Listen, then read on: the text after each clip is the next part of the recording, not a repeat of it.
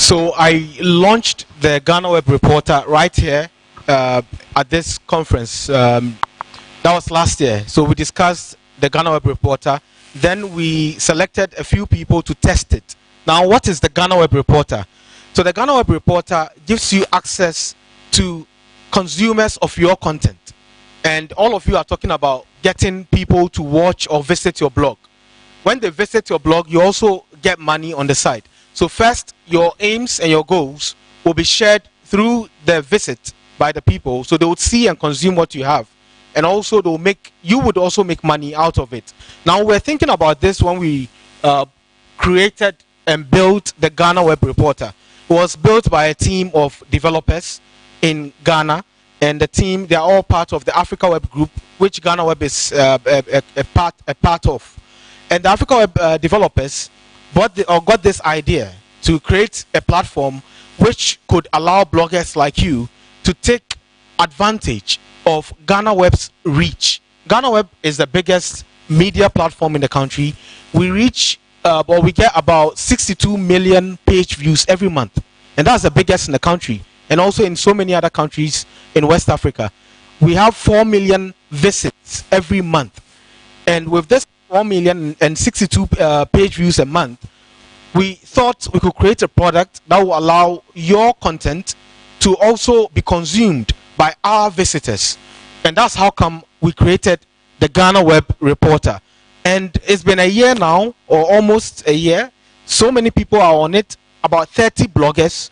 And I understand a lot of people don't understand how important the GhanaWeb Reporter is. So this presentation is going to take you through how GhanaWeb Reporter would empower you and give you what you're looking for, which is 1, the reach, 2, the income, and also 3, the credibility.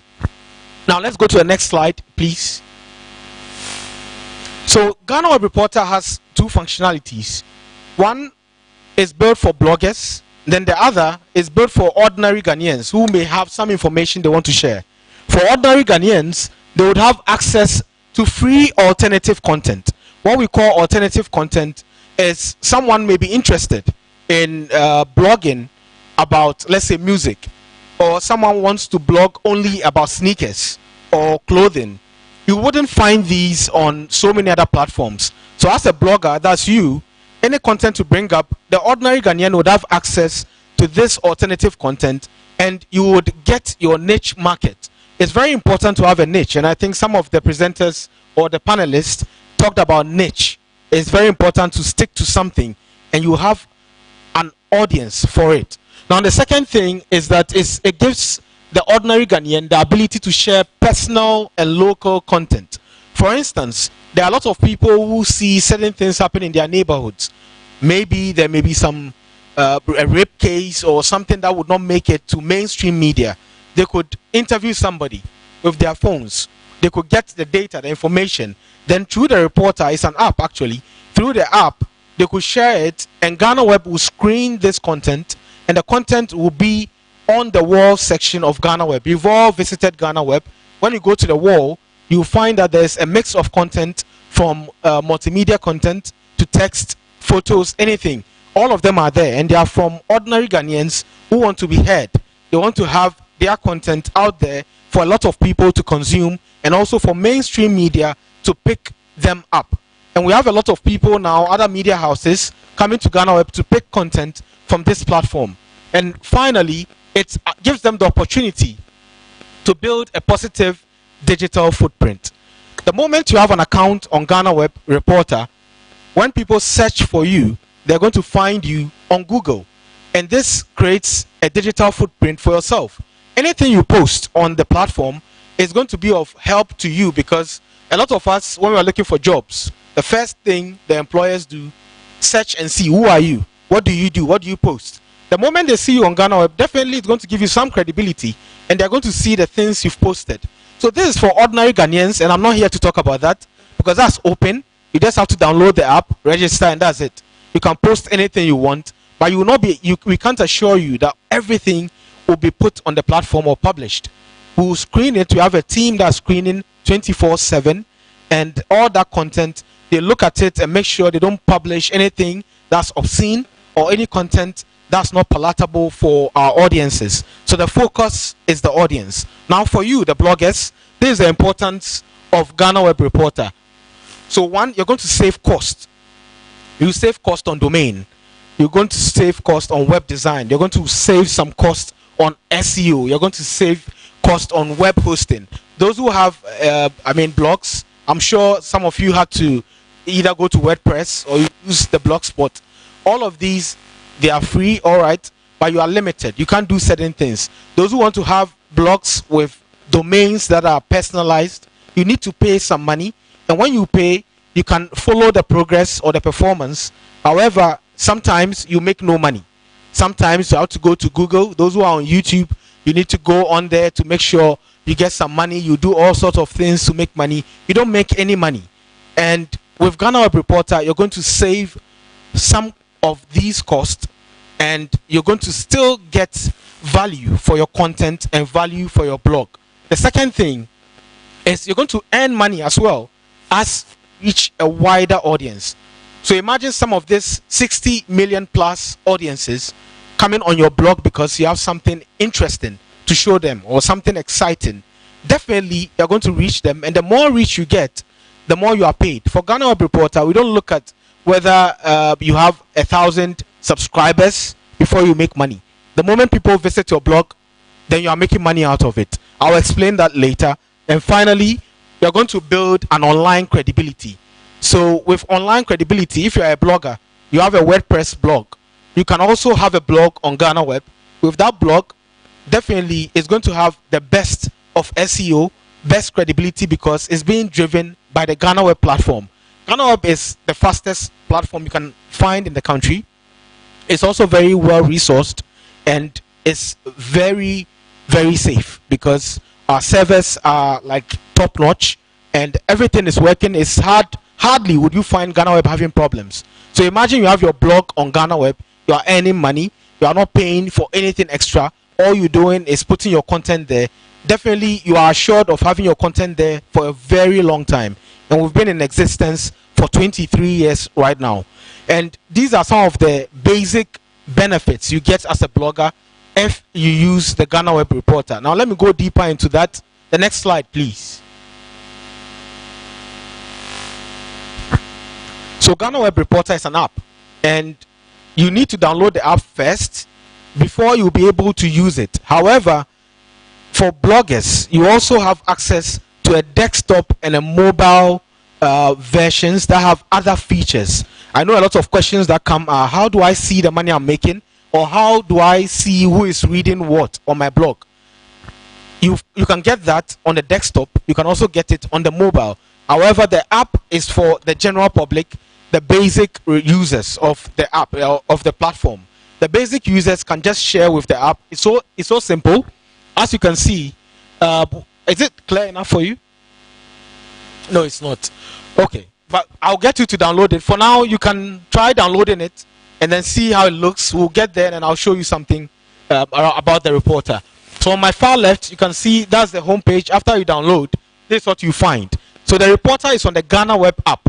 So the app is the GhanaWeb app, but when you go on there, at the bottom, you find the reporter tab there. You just have to tap it, then you register. You have to go through a two-factor verification process where you could use your mobile phone or you use your email to register. After you do that and it's approved, you write your name and then you add your photo. Then you can add your post. So on the second picture that you see there, you can find a slot at the top. That's for the title. The big one is for the body or the content that you're going to post. And those at the bottom is the media, whether a photo, a video. You can also share text, and you can share as well music or any audio that you have on your phone. It's so simple. You just use your phone to share. And when you do that, you can choose a location, then you click publish. The moment you publish, it goes to GhanaWeb, the GhanaWeb team. They're going to screen it. If it meets the editorial guidelines, they're going to publish it, and you can find it on your page. So everybody gets a page on GhanaWeb. However, blogs are different. We'll come to blogs now. The next page, please. Now, this is how the interface for those who have blogs on GhanaWeb look like. The left is the desktop, and then the right is the mobile site. So on GhanaWeb, you can see there's a login and there's a sign up. The moment you register using the app, that data you've provided can be used to log in on the desktop or on your mobile. So you have to go to your Chrome, or you can go to Firefox, anyone you use, and then you log in with the same data. If you use your phone number, you're going to be asked whether you want to use your phone or your email to log in. You can choose the phone, you insert your number. When you do that, you log in, it will give you a special code, you put it back in and you verify, then you get access to this. So this is your page, this is your wall actually. It's called a dashboard. So all the bloggers have to go through a different process. You still need to download the app. When you download the app, you register. After registration, you need to let us know personally, because we want to know who you are. We can't just give blogs to everybody. We just need to know who you are, because with the bloggers, we do not screen your content. It goes directly onto the platform on your blog, and your blogs are listed under news, the news section, if it's a news blog, under sports, entertainment, business, and also under the wall itself, if your blog, the niche is a bit different and cannot fit within these platforms. So we need to know your interest. We need to know the name that you want to have, or you want your blog to have. We need to know the type of content you're going to share. We need to know all of these. So we do this based on request, and we have a form that you can fill. I'll share that with you later on. However, this is how it looks like. On the left, you can find the blogger's dashboard. You can look at I think the mobile one is clearer. There's a blogger's dashboard. On the dashboard, there is everything you need on that platform. The dashboard contains your performance, the views you've had on your content for each content you've uploaded. The dashboard also contains the monies you've earned, because this is a rev share kind of agreement. It's a revenue share agreement where the people visiting your site, they all make money for your platform, your blog. When they visit, however or how much money GhanaWeb makes out of that platform, we divide the revenue into two. You get half of it, then GhanaWeb also keeps half for maintenance of the platform and also to build it further. So that's what it is. So you see how much you are earning, and you can also see a request button if you want to request for withdrawal of your money. The moment you tap it, GhanaWeb team would get an email and they'll process your earnings either through mobile money or bank, however you choose. So you do this in the first process, which is where you give us details about yourself. And on that platform, there are other products of GhanaWeb, like we have some discount products. We also have advertising opportunities for bloggers. So you could also get adverts from companies yourself and upload it onto your own blog. So you have a lot of access to use your blog for anything you want. However, it has to be it has to follow the rules. You can't just post anything or have a blog which is away from what you told us you want to blog about. If you want to change your blog, you have to tell us, and then we will make the changes for you. You could advertise for people who may be your followers or who trust your brand and what you do. And with that, GhanaWeb doesn't come in between you and the person. So you can post the advert directly onto your blogs. Besides the advert, there are other things like the settings. You can choose to change your picture on your profile and do other things. Let's go to the next slide, please.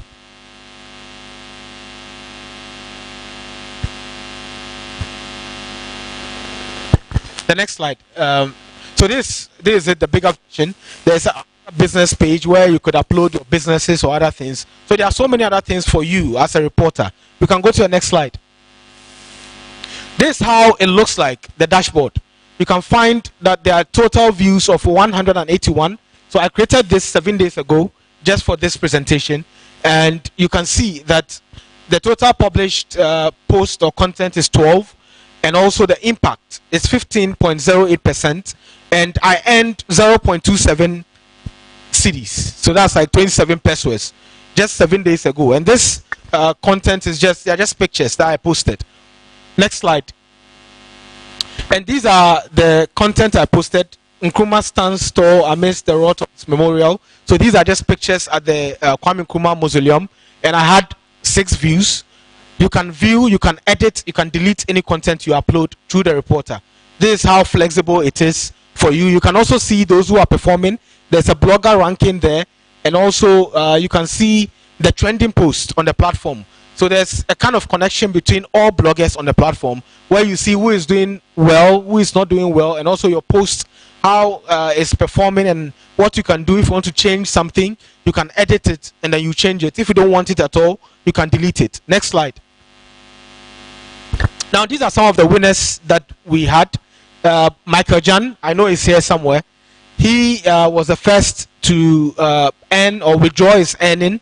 He earned over 1,000 Ghana cedis, and we gave him his money through mobile money, but this was just for publicity purposes. And we also had Michael Ejapa. He came second with the withdrawal, and he earned 523 cedis. And trust me, after this, they had withdrawn further. And Michael is here, Michael Jan. You can see him and ask him more about it, and the process is going through. Next slide, please. So the wider audience you get and the online credibility, I just want to explain it practically. Next slide. I just did a quick search on Google. You can also do that since you have your phones with you. Just search for top bloggers in Ghana.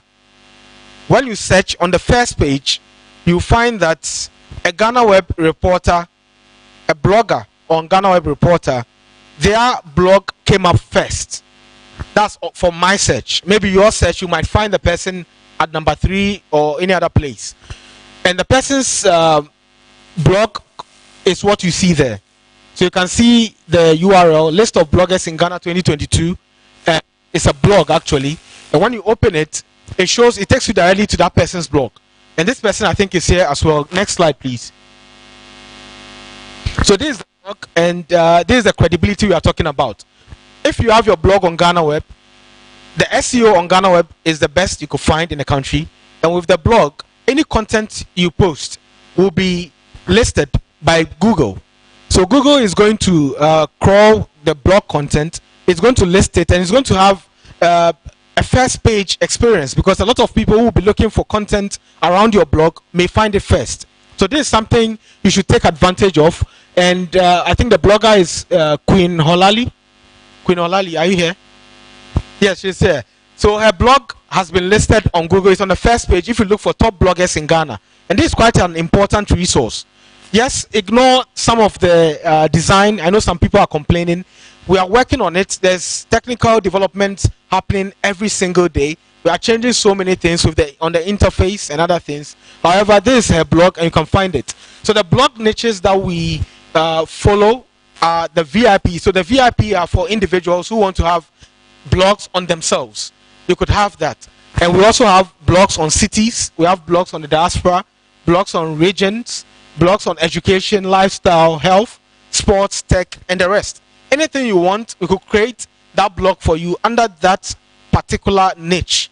And this reporter was created to create or to build niche blogs, and not just blogs that will do anything or everything that everybody else is doing. Next slide, please.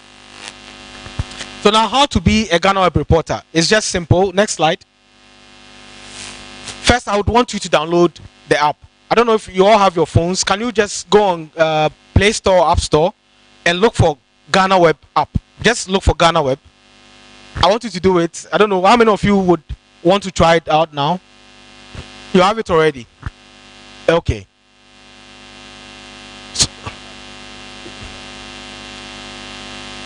It's not showing. Okay, so let me see who else has it and it's showing. Is it showing? Just GhanaWeb, yes. Yes, so it's not it's a GhanaWeb app, but the reporter is on the app. You have it already? Okay. Who else is trying? So let's just do this together. Go on the GhanaWeb app. Yes, that's what you do. So you have to install the GhanaWeb app, and there you go to the reporter. So after installing, you find the reporter under the main navigation. Is at the bottom. The reporter is one of them. You find GhanaWeb, you find radio, then reporter, and then member. So when you go to reporter, tap on the plus in the middle, as you see there. When you tap, it's going to ask you to register with your number or your email. After registering, you accept the terms, and then you would add your name and then your photo. When you do that, you can make your first post, and then you can review and await screening and approval of your post. This is for the basic users, so everybody else will go through this. However, for the bloggers, after doing this, next slide please. After doing this, now this is your process. What you do is you log in with your email or phone number on your browser. So you move to a browser either on a desktop or on your phone. So you can go to how do you call it? Go on Chrome on your phone, and then on Chrome you log into your account. When you log in, it takes you straight into your dashboard or onto your platform, your page, where you find the dashboard, and there you can click my page and you see all your published posts. You can also go to a dashboard where you find all your traffic and earnings, and then you can also delete and edit your content. So those who have done the first process, you can try publishing something, and then you could see that it will be published or to be sent for screening. However, we have to take you through a process to give you access to a blog, and you have to give us some information. Next slide. So everybody here is entitled to a blog, and we want to give you all blogs on GhanaWeb. And what we are going to do is, I would want you to send an email to reporter@ghanaweb.com. When you send the email, tell us the name of blog you want to be created. Tell us the niche. What do you want to blog about? And also tell us the username that you use to register, because you'll be asked for a name when you register. We need that name to be able to link to the blog that we're going to create for you. And when we do this, any question you have, any problem you're facing, just send us an email, reporter@ghanaweb.com. So please keep the email and then send the email to us. By Monday, if we get the emails, we're going to work on them. You're also going to get a reaction from us. Any question you have, we're going to answer them. Now, any question you have now, you could also ask before I end this presentation.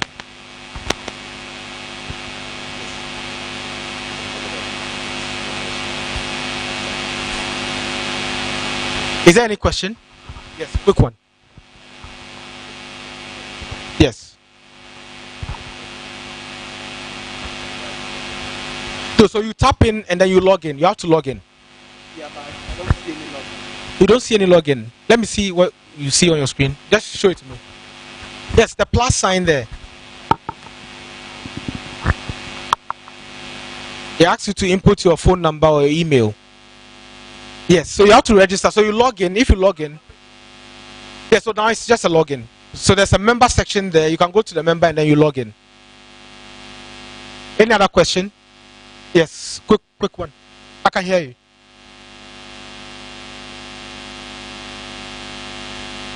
Yes, so the blog is for everybody. Some people may want to share social media posts. You can also share that. When you go on any social media page, just click share. If you have the app already, when you click share, you select the GhanaWeb app. It takes you to the reporter page. You add your title, add some description, then you share. So if you're not a blogger, you can still have a blog if you want to.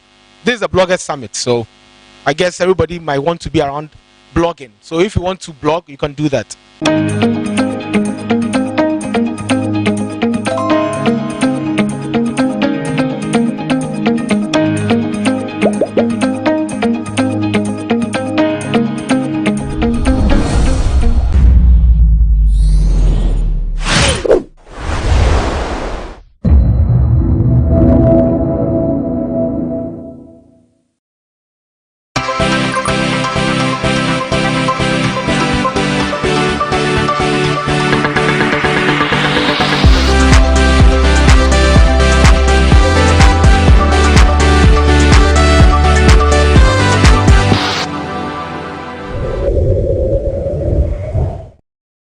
I'm seated with Afrofusion and dancehall artist Addi Self, a former member of the Shatter Movement militant.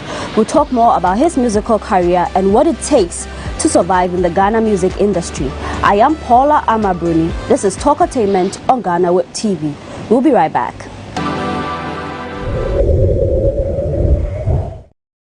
Welcome back. You're watching Talkatainment on GhanaWeb TV. Today I have with me a dancehall Afrofusion, some say you do rap. Addi Self. Welcome to Talk Entertainment. Thank you, Paula. Good to have you. Addi. Some mention your name, Addi Self, Addi Self. For a moment, I thought it was Addi Self until I checked the spelling, Addi Self. I really hate it when people say Addi Self. Addi Self. It doesn't have a meaning, you see. When you say Addi Self, when you say Addi Self, it means addicted to myself. Understand? Oh, okay. Yeah, so I just had to abbreviate it so that people can be able to mention it. And I find Ghanaians Addi Self, Addi Self. Can you imagine? Try to put the L for the Addi Self, so that it will be more meaningful. Yeah, so let's do well and address our musician as Addi Self, addicted to myself. That's Exactly. it. Yeah. Great. So we're going to talk music, journey in the industry, how you're surviving, the impact. There's a lot about you that I really wish that we'll delve more into it as an education and also. Yeah, you can swim into it. You can swim. Yeah. We're ready for it. Oh yeah, fully. I'm always ready.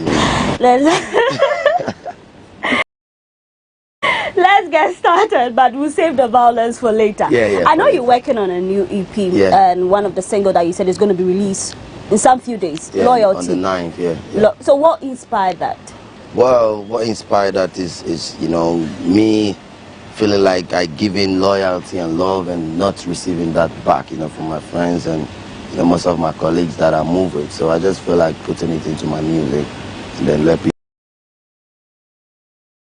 because I believe people also relate to that.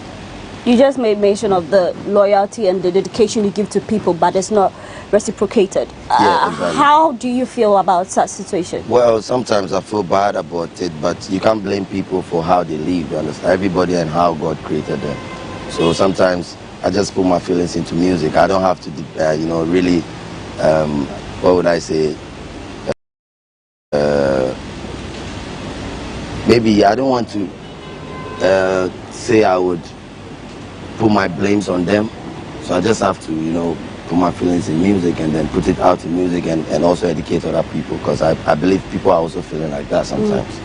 Talk of putting whatever you feel in music.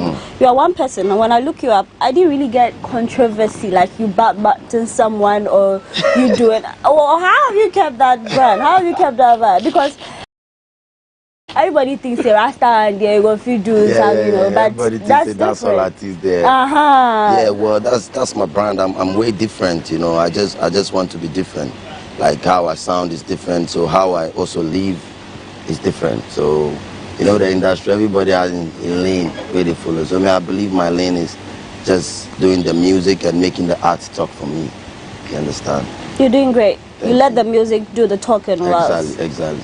Do you love beef, or you think it's not a thing you want to do? Oh, I love it so much, but I just want to do it at the right time, and then the person who is, worth it. Yeah, you get me? Hey, so who you gonna fit battle? Like, they target people. They target like someone that that you can. Yeah. Anybody that step on my toes, I'll beat him. I'll beat him first before I battle it. Less violence, we beg. Less violence. Now, I follow you on social media and I've seen the number of tours that you've done.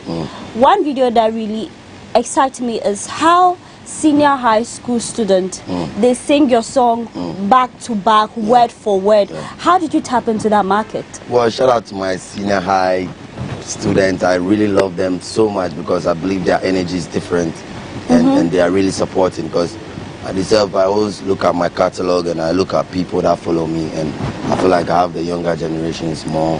So it was a great vibe, and we just decided and started the self-love school tour, and I went to a couple of schools and it was a great vibe. Like, it was crazy. So would you say that you are a new youth president? Yeah. Well, some people call me the youth president because I am the one who always try to speak out for the youth, and especially the Zongos where I'm coming from. I try to speak out of stuff that I see around me and make sure that people hear it, and also try to take in consideration to make things great. So, yeah. So which school gave you the craziest vibe? I've seen that you did the SHS tour. Which one gave me craziest vibe? Is it Bileo? Accra boys? Accra. Okay. Kaka was crazy, like it was crazy. But this place too, Accra Polytechnic.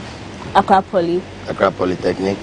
Okay. Was also crazy. Like it was, they just love the vibe. They love Addi Self and whatever I'm bringing to the table. So I just really appreciate them. I would love to continue, giving them more entertainment and education and everything around music. Okay, great. And in July, you made a post on Instagram talking about you're going to have a meet and greet session. Yeah. How far with that? Yeah, I did it. I did a meet and greet, and it was a great one because I think I saw a couple of people, share it out. I did it first in my hood, that's where I'm coming from. Your hood, Mamobi. Yeah, Mamobi. Shout out to Mamobi. Shout out to Mamobi. I don't know, the movie boy is here, right, for support the team.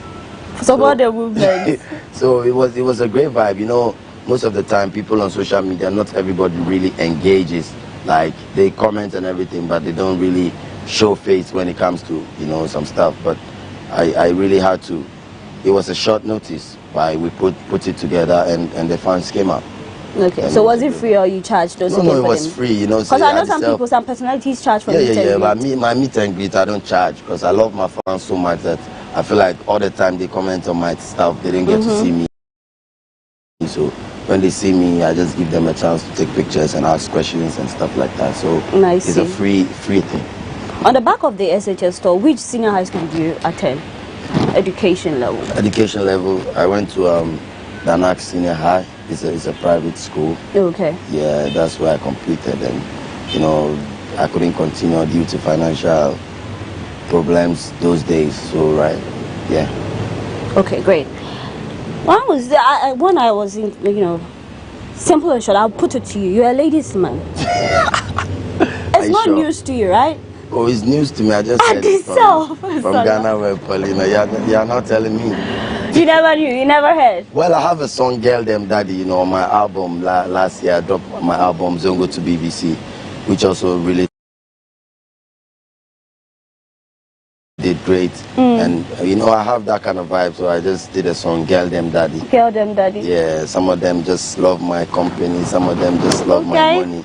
Something like that, So, girls are just girls, They love the music and the lifestyle, so. Girl Them Daddy, how many kids you got?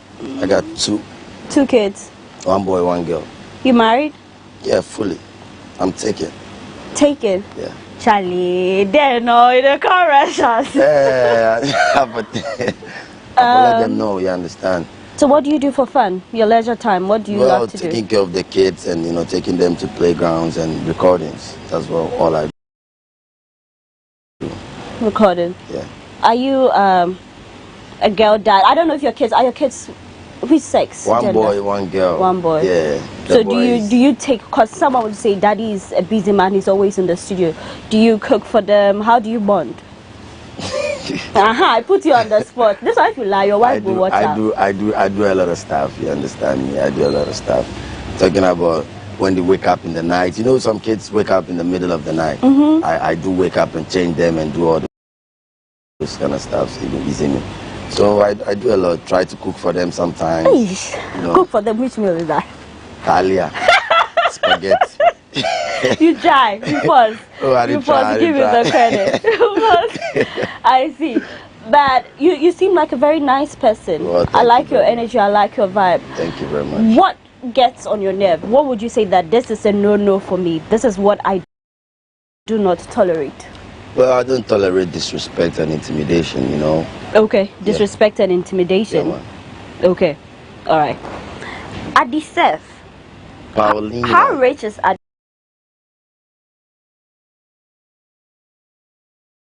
Self? Oh, rich as F. Because we know that, some land, East Legon, are there, you have properties scattered here and there. That's what I heard. Went on the street that Addi Self, you get the blog day inside. Oh, it do. If somebody say Dio, that means something day. Something day. Maybe say big thing, be something. Something day. We're just still trying to survive, With these days, YouTube getting to pay us a little bit of money. We they talk money what I they talking so how much we that. Yeah, and also, with my album Zongo to BBC last year, I made a lot of money with that because people really purchased it, and it came on number 4 on world chart, and also number 1 in Ghana for almost 6 weeks. So and if they don't purchase your album, you ain't gonna get to that level. So it's all about people also patronizing what I do. So the album was titled Zongo to the BBC. Zongo to BBC. Do check it out if you haven't. Yeah, Zongo to BBC. You got to check it out. I dropped it last year and still doing great. You know, I don't know. Your boy is here. All right. So I want to ask you, is music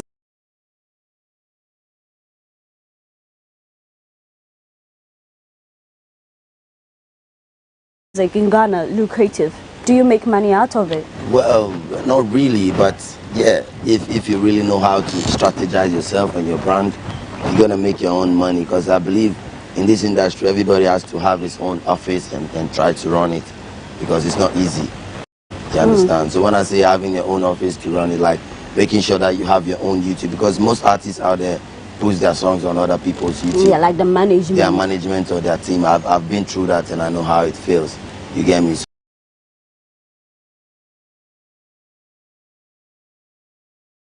So I feel like you having your own YouTube page, seeing how you grow, and you know, making sure that you put things right when you have stuff to do. You know, yeah. I just feel like when you do your own office, you will feel run out. So and money make did your own the money. YouTube then? Oh yeah, money did the YouTube and also Apple Music and streaming platforms. Because right now I give Apple Music my project, you know, for myself. And they will sell it and they will take whatever percentage and they'll give me the rest. Okay. So it's also a good business, and also, you know, sometimes man gets shows here and there, and it's also bringing some cash in. So we're still trying to survive until God give us that big break. Energy. Will give us that big money that you people think say we get. Then we go here. Then you go here. We go here. Yeah. Energy, I feel that. Yeah. Now, celebrities, artists flaunting their wealth on social media, do you think is bogus, or we should just let them live their life? Once you got it, you flaunt it. Well, most of them are living a fake life, I would say, with no apology. And most of them flaunt. You know, when you have it, you just have to live with it. But most of them flaunt it, and next 2 days, you know, go see them with it, and you get me, those kind of vibe. You see some artists in the house, say this is my house, hey, da da da da. The next 2 years, no, you know, the house, there another house inside. You see your house where you don't go feel live inside for long. You understand? Some of them rent and lie to the people, but we just have to keep it real. Because Addi Self, I believe in keeping it real. Because I came from nothing, like nothing, from the Zongos, trying to come up doing my own music until I met Shatter Movement on Facebook. They signed me to their label. We did Taking Over, Thunderfire, a couple of songs, and I left Shatter Movement. And I believe it's just growth. And I want us to just keep everything real to the next generation, so that they will know that, yo, if you are venturing in music, it's not an easy task, but you can do it when you are really focused. You get me? So yeah. You do? Yeah. Great. Now, talk of, just because you make mention of the Shatter Movement, Self Nation, SM Movement. Yeah, Self Nation, Shatter Movement, Shatter Movement, Alliance. What's the correlation? Well, it was a great relationship until I was signed on that label. Because when I met Shatter Movement first, it was like a brother and sister relationship kind of thing. Because we met on Facebook, you know, and we met in real life, started trying to work things out like a family. Until we did a whole lot of singles together until, you know. What was your favorite single? Oh, we have Ghetto Star out there, and Ghetto Star is a great man featuring Shatawale. You know, that was one of my first singles I recorded with him. So from there, we had a chance to record Taking Over.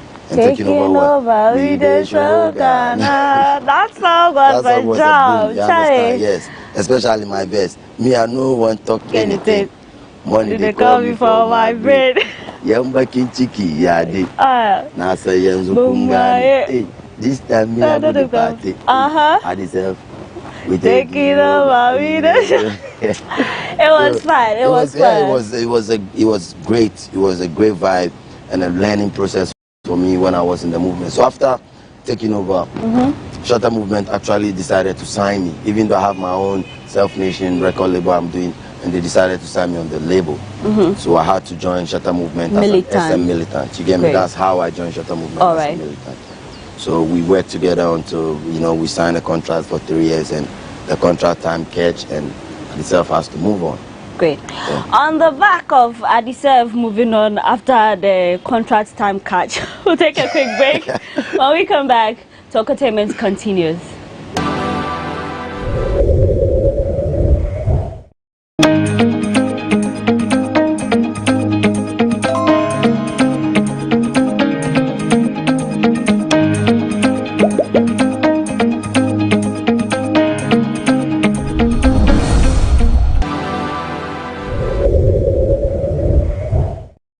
We're back from that quick break. I'm seated with Addi Self, one of my favorite dancehall Afrofusion musicians. We've talked a lot, right from his career to his relationship with Shatta Wale. Now, Addi Self, how has life been following your exit from Shatta's camp, SM Militant? How has it been so far? Well, it has been a great one, you know, I would say bittersweet.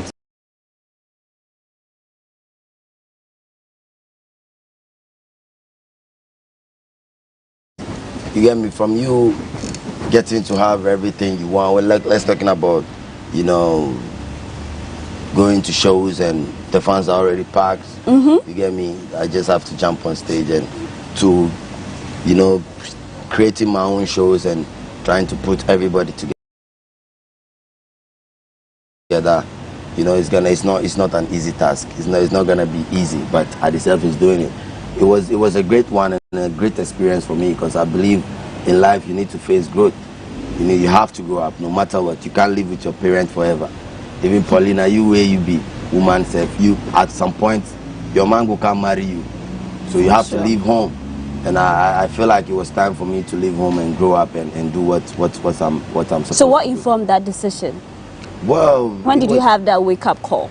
Well, it was about, as I said, the contract. You understand? The contract ended, and there was no understanding on, you know, continuing or something like that. There was little brouhaha and misunderstanding. As everybody saw, Shatta came out talking a whole lot of stuff. So I just felt like it's just the right time. Destiny has to tell Addi Self, yeah, you got to stand up and do it for yourself. So how did you feel with the whole comments about the SM Militant and all that?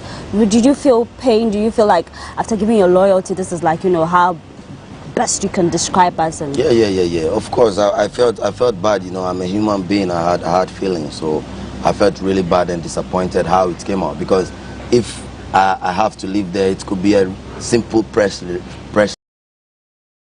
release, and then the fans and everybody will know that Addi Self is no more with Shatta Movement. But it was in a harsh way, and it was like crazy. But I had to be strong within myself and tell my fans that, yo, let's pick up the pieces. And so many Shatta Movement fans still love me, and they are following the thing, and it keeps me growing, you know. Did you live with some of his lawyers? Of course, a lot of people followed me, you know. A lot of people. We share the movement. Chimpe. I feel that. Yeah. I feel that. One thing I realized is that I've seen some former members of the militants come out to badmouth him, like real level allegations against him, but none has really been seen of you. Yeah. Why is it so? Well, because, you know, I'm a grateful youth, you know. I'm a very trying youth coming up, and I appreciate every little thing somebody do for me. I'll just outlook the bad and focus on the good. You get me? I feel like, you know, Shatta Movement has tried for me in a way, because, you know, talking about my experiences in the industry and also all the big songs I was on and all that, I don't have to overlook that and you know, badmouth them or something. I just feel like I have to be grateful and move on, and that's how Addi Self is. Great. So 2 years ago you released a song, Grateful Letter to Shatta Wale. Yeah. Now, 2022, do you still feel the same? Well, I've been grateful, and it's been 2 years, as you said. So as I left there, you know, most people, when they have issues, they will come out. Me being a dancehall artist, they thought it would be a diss song and all that, but I just gave them a different side of me, that, yo, Addi Self is a grateful youth, because, you know, through Shatta Wale and Shatta Movement, I was able to go to London, and we did a couple of tours there, and I had to go to BBC, and it gave me the experience to do my album. You get me? So I'm very grateful for that. I don't have to see things as in a bad way always. I just feel like it's time for me to move on. Whatever he says, I know how he is, so I don't have to take it too How hard. is he? He's always coming out and saying things, saying his mind, you get me? So I just feel like that's how, you know, my mentor is. So I just have to see him like that.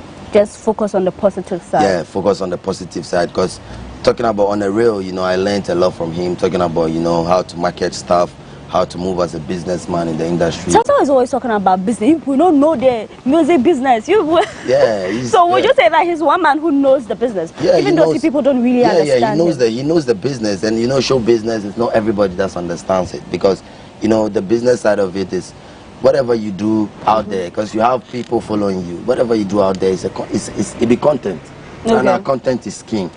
And if you put your content on YouTube, you have the right for your stuff. You'll be making money. So I think he knows that part of it, and I also learned a lot from there. Okay. You get me? So great. Yeah, I just would tell every youth that they should be grateful no matter what in their life, because every little thing you have, you should just be grateful of it. Because Addi Self is very, very grateful in life. No matter what happens in my life, I just look at the positive side and feel like I can do better. You can do better. Yeah. Has there been any regrets since your exit? No, I don't regret, because I believe it's part of growth. I have to grow up. No matter what, you for do it for yourself. Nobody go feel, you know, do it for you fully. Somebody can help you and give you a transport to this place, and you have to find the other transport and move on. That's life. You understand? Great. Now, talk of music. Your association with Shatta Wale, dancer musician. Would you say that in the process, did any artist or producer, presenter, whoever, agreed to not to work with you or associate with you just because of maybe a beef they have with Shatta Wale? Because some people say he's outspoken and all that. So once you are in his camp, some people who are not close to him, once you want to maybe record a song, shoot a video, whatever it is, they're gonna. Have you ever experienced anything like that? Yeah, I experienced so much of that. You get really? Me? Yeah, so much of that. You know, especially, you know, when I was out there in Shatta movement, I was like their defending champion. You get me? I've had a whole lot of, you know, instant that I go after people whenever they come after Shatta movement. You know, that's the loyalty thing. That's the loyalty. Why do people there like that? No, it's not like that. See, when you talk about Shatta, it's not the like militants will come for you. It's not like that. His fan base will come for you. Self, when I'm in love with something, I serve fully. I was there to serve. You understand? And every king has served before. You have to serve. So it's just part of my loyalty to the movement at that time. So I went like me and so many artists, like some of the big artists, when they have issues with Shatta, I'm the one who come out and talk, and we saw always try to address the issues, because sometimes he's also right, because when you are in his shoes and some of the stuff he does is right. You get me? Because you know, it's easy being an independent artist, taking care of so many things. Sometimes it's very frustrating. You get me? So we should just accept how Shatta, because you go on social media like, there they go again. SM fans, they say no good. They don't leave me. Self-nation, people you are like that. No, I mean the SM fans, they don't leave me. As I leave Shatta movement, they see I'm like I was trying to betray or whatever, but I see them like they are not matured enough, because they've not been in my shoes to know what I've been through. You are just a fan and watch it. You get me? So I've been. So what's your message to the Shatta movement who are always at you? Because well, I'll tell them they should focus on themselves, because Charlie, at the end of the day, you got yourself to look up to. No matter what I go on, it be you for do and for yourself. You don't have to watch anybody. So I just will tell them to focus on themselves and leave Addi Self alone, because Addi Self, I'm always myself. Done. No? Great, I feel that. So please, on the back of, because I've seen it. When you left, I saw the whole reaction, and then the back, you menaced, you left, then you were backbiting and all that. When you hear your former label mates addressing issues, joints, come talk, back to back, he does this, he did that, he's not loyal, he and all that, how do you feel? Do you call them to like, oh, make you slow down, or it's like you add more fire? Oh, you manage to get points, so you hit on. How do you react to such news? As the fireman. When you say they are loyal, so I just want to know how. Well, honestly, Joint and Shatta have met them. I came and met them together.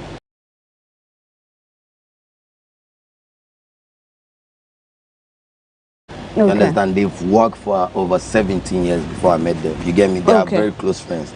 So sometimes when Joint is saying his feelings, I don't really want to come into it. You get me? Because me and Shatta relationship are also different than Joint and Shatta. So wherever he feels, I feel like that's how he feels. I can't tell him how he feels or how to react.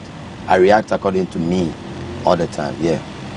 I can count a number of people or loyalists who used to be in Shatta's camp having to come out to level so much allegations against him. One, he's selfish. Other, he doesn't care about them. During hard times, that's where you really see him turn out against you. It's a lot. What one word would you use to describe Shatta Wale? Unpredictable. Unpredictable. That's the word.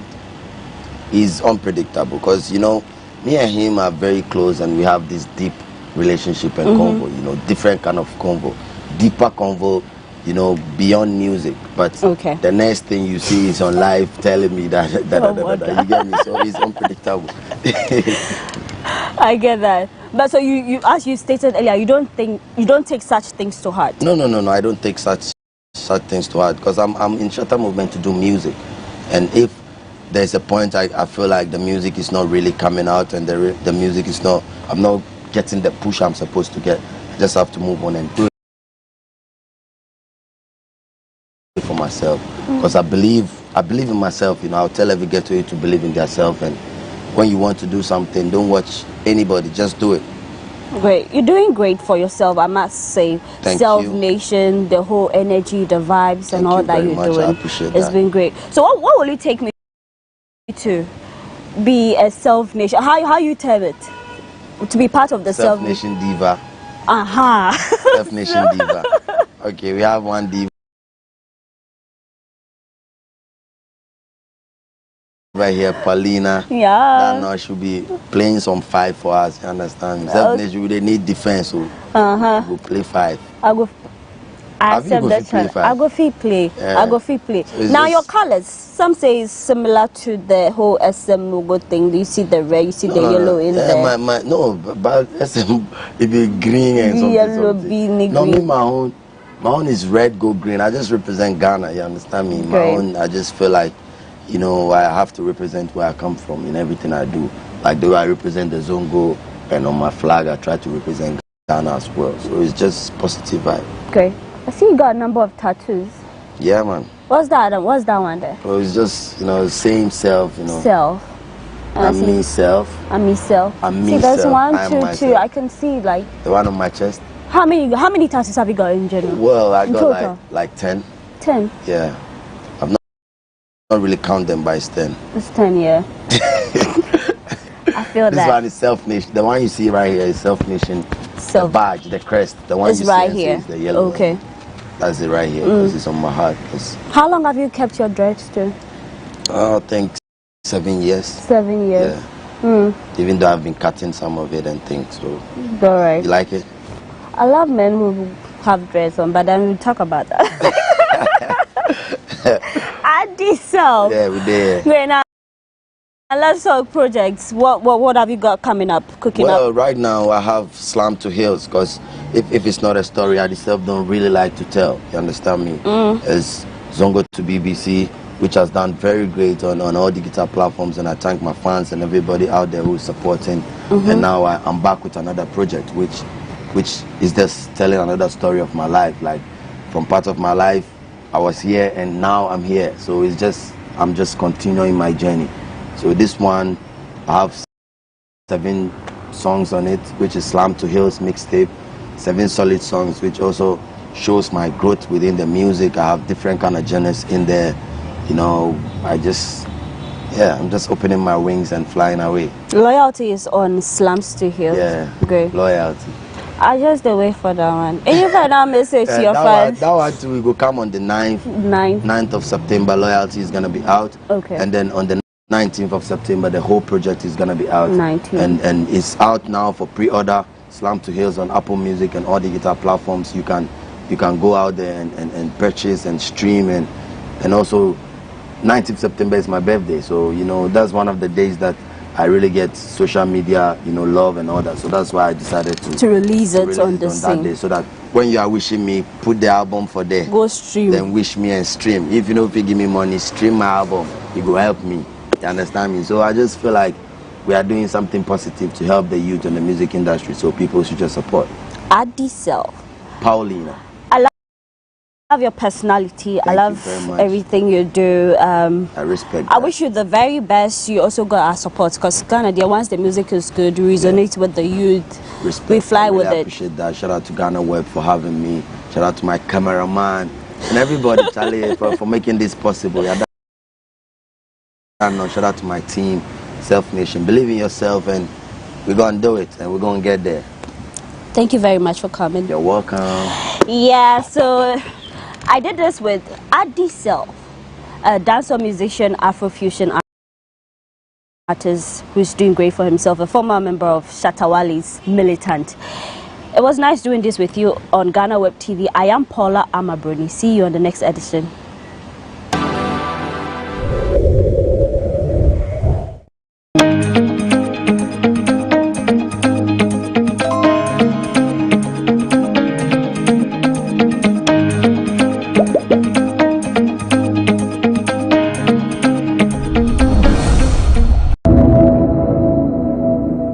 Is it true that you personally assured your mom that you were going to find your sister? Oh yes, I did assure her that whatever that it will take me, I'll have to do. I will search for where my sister is. And you indeed told her that say this is the opportunity, or this is the time that you are going to prove to her that. Oh yeah, in one of our conversations, I was assuring her, I was giving her my support. So I told her that this is the time that I will show that I am a soldier, or yes, I am a soldier. So talking about that, briefly, how did the whole thing happen? You finding them and then getting them arrested, and finally. Oh, it's like when I came and reported the case, they gave me a police report to do an announcement. After the announcement, I should come back and start. And it's like looking at the whole case, I realized that they said or suffer from the initial stage. I didn't trust him. So from the initial stage, I thought that he has a hand in it, but it's like I couldn't get the confidence to tell the family that this man is behind it. It's like I also followed the sequence of what I see, the whole issue. So my conclusions, I understood that he was the one behind the whole thing. So I tried using my own intelligence as to how to get him with the help of one police DID. Yeah. Okay. So it's like we hunted for him, we laid ambush for him, and by the grace of God, we were able to arrest him. Yes. Your entire aim was to ultimately you wanted to find your sister alive, and yes. Unfortunately, you found her dead. Dead. Yeah. How is that? How did? Oh, I didn't take that lightly. In fact, I couldn't control myself when I saw my sister in that state, because our whole prayers was that we should get my sister alive. So at a point in time, I felt that I was late in rescuing her. If I had the opportunity, I would have done that earlier. So at that point, didn't go the way I expected. At that point, anyway, you felt disappointed in yourself. I felt disappointed that I allowed all those things to happen. But anyway, that is destiny. So we thank God.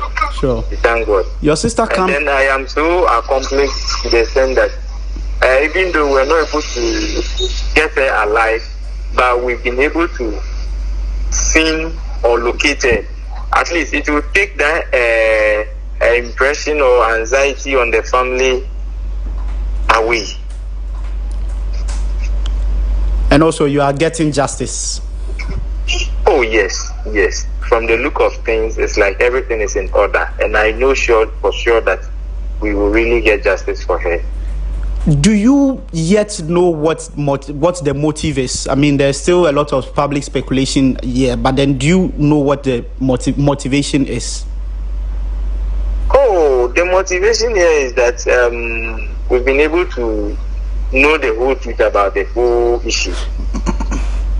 Yes, I'm actually talking about the suspects. What was their motivation? I don't get you. The motive of the suspects. I mean, why did they, murder her? If you have any idea yet. Oh yeah, their main aim was to use her for money rituals. Okay. Yeah. Okay. That is their main aim. It was for money ritual, and they confirmed it. No. Okay. Finally, from me, your sister comes right after you. I understand. What was the relationship between you and your herself? Oh, we have a good personal relation. Especially, I remember the day she was in the car coming for the interview. I spoke to her. I encouraged her, and a day after the interview was her birthday. Her birthday was on the 8th of September. So I remember I called her, we spoke, and I wish her well that when she returned, we will meet and talk more. But she went there, and unfortunately happened. So I never heard from her again. Since they have been calling her line, it was difficult. Okay, thank you. And once again, we would like to extend our condolence to you and the entire family. And hopefully, when you get back to Accra, we'll talk more. All right, thank you very much. All the best.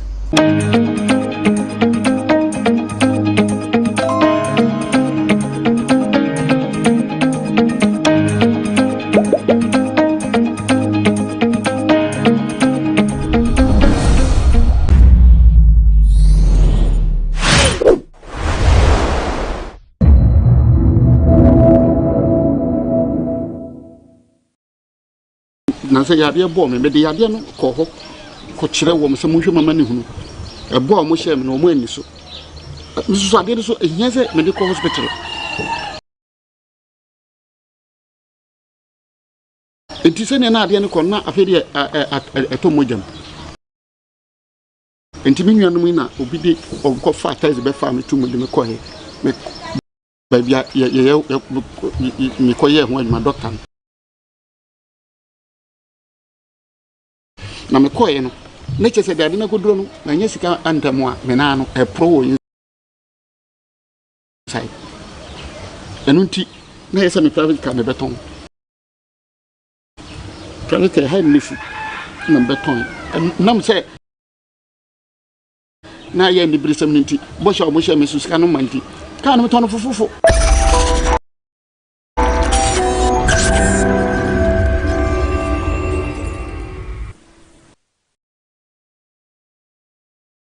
Between 2017 and 2020, the Bank of Ghana, in a radical move, conducted what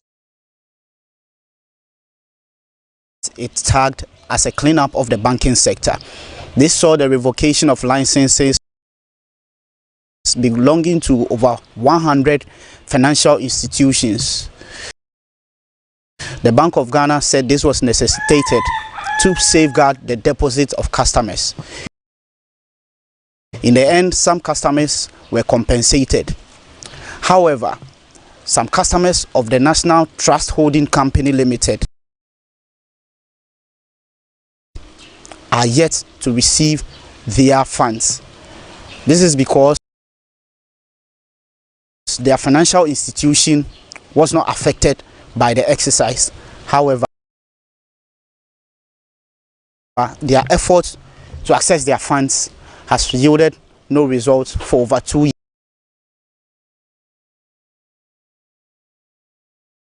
years. Today we sit with some affected customers to listen to their plight. This is Say Loud on GhanaWeb TV. My name is George Isi.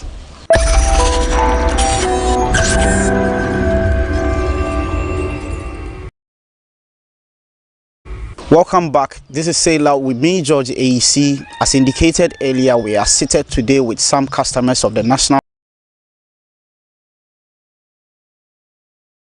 Trust Holding Company. When the government conducted a banking sector cleanup in 2017 and 2020, they were happy that their institution was spared. But that notwithstanding, their efforts to retrieve their funds some 2 years has failed. We speak to some of their customers this morning. Benny, yeah. With the answer na beshem komo na se no na se nkomo enam krom ha ne se oman ni ma yeden aban na nkasa agi atum se eniema enhyeda enye sa se na modie muti etisa sisi no de oman no mu ayeden no efa no agye sika samso enti se me ma famu no bra year 2017 and the birthday as voluntary pensioner and a pensioner. And the time me buy no company so o jam kwan kakra. To me buy no scano the be year fee nyuma kakra na e ba se e bra ye beba no sa trust fund ayifo yi ba ye ho ba ye introduction bi say Kayame to treasure base no money insurance IBA pese yibia ye ba ombetima boy nti that time of na ye nya trainer bia o training ye ba fie sika sam enya basabasa for the game ne company no game nti ono so tie nkrofo no Sani bia ntiachire no kan se investment na wo hwe ngofo no kokunu ne adena se ye pese ye timi ewuramu a yenya kodumura na investment ebeboai na ono so bank no say o wati dia for long and say timi invest here abeboy kusi say it can make akoda on yedi nikwa enitima yani eba sa butai no so nti enu na chi no sami mi say no me call on office na bra me call ye no de koda me ho adi sami free akabro na mra me be kofie no interview bi koso wo honum na say introduction bi koso wo na ma ni je ho nti mpese me be invest nti onu so je me so na mum no yantimi and go through agreement bi say e bia say ni na mum mo jiska no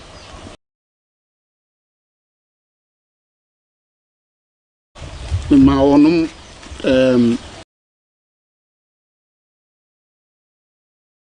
me you know two separate 20,000 one separate and another 20,000 and also separate, but first 20,000 3 months interest no na gene 3 months and another 20,000 so me no 6 months.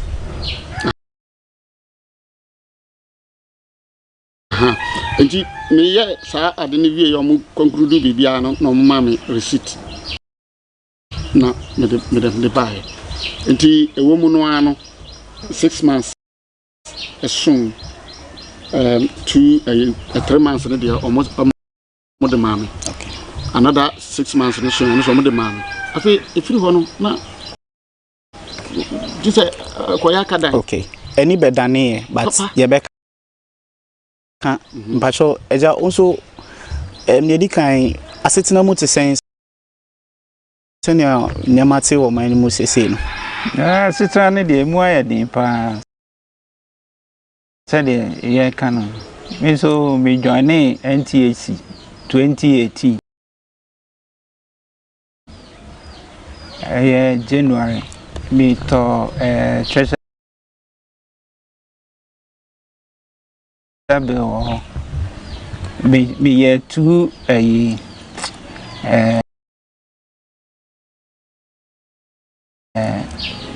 2 different types. Ni nyina na ye 30,000.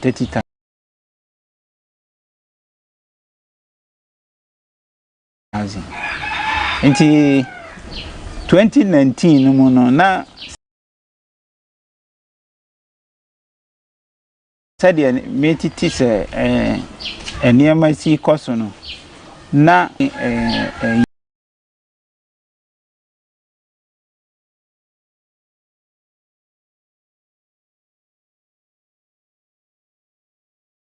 ina abubo ban any banking and clean up exercise no me nti me rashiko echo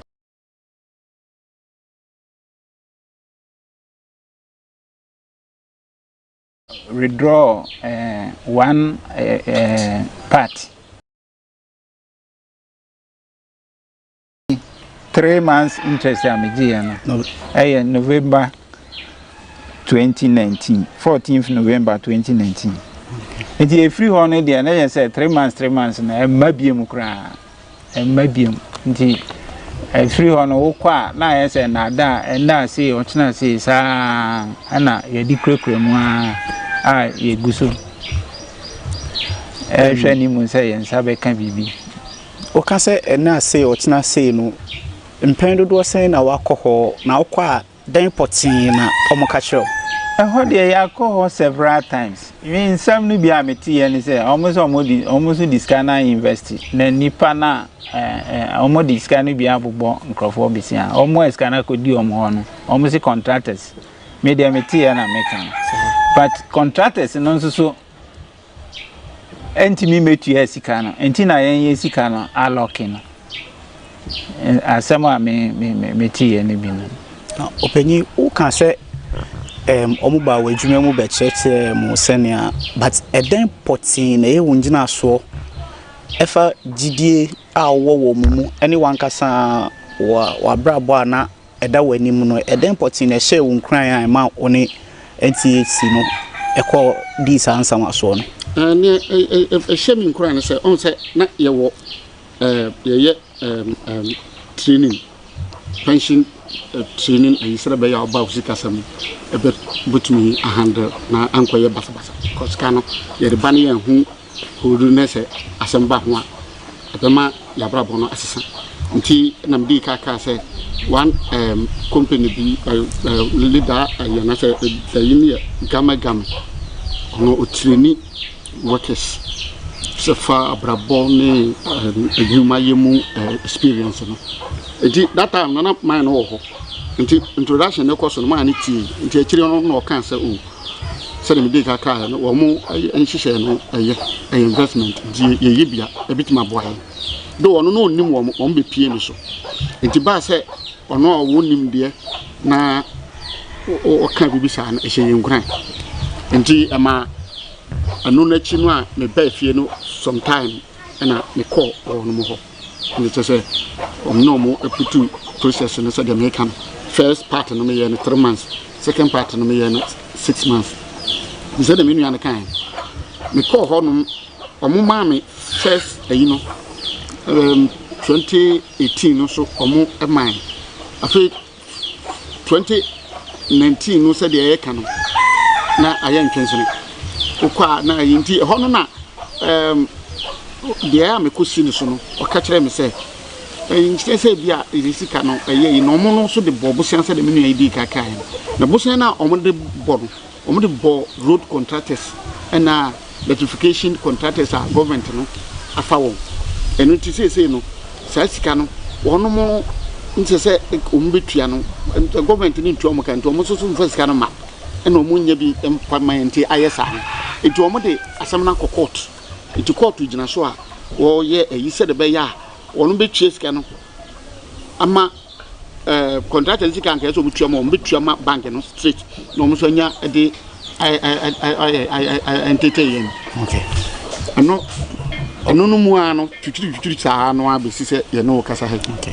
Opini also me did say over pension na okoe then na e pusu ema over pension o decide ye say oni omubekwa akodi sa ansa waso na so ade hu ben na eda wani mu nti a ema otu sa na mo no.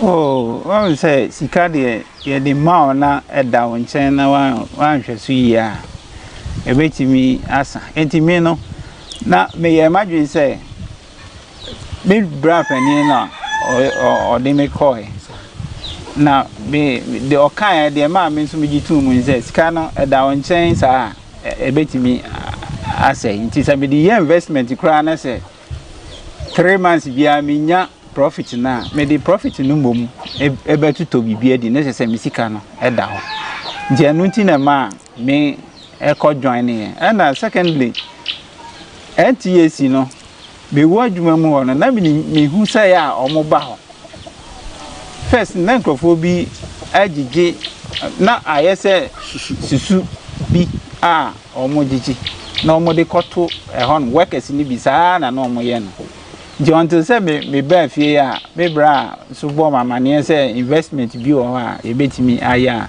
every 3 months bi a ebenya bibi won anu nti na ma me join in but so ejuma be na we na oye ni fie sen na me wa krabru me ejuma o 27 years eta so oye ni fie sen me ejuma ho 37 years ko ho na mo 19 years me be ba na mo 55 years but also oko wa me so me ko 1990 then time na won fie sen na me o 23 years okay all right. So they've both been telling us about their journey with NTC. They both worked with the Accra breweries, and our father here tells us that he joined the company at the age of 19 and he joined at the age of 23 years. They worked throughout that period, and on their retirement they decided to invest the money with the institution. They hope that they will have a secure future that will benefit themselves and their family, but this has not yielded the results they expected. We will take a quick breather, and once we return we will delve into their challenges in trying to access their funds and how it is affecting their personal lives and the way forward. We'll be right back.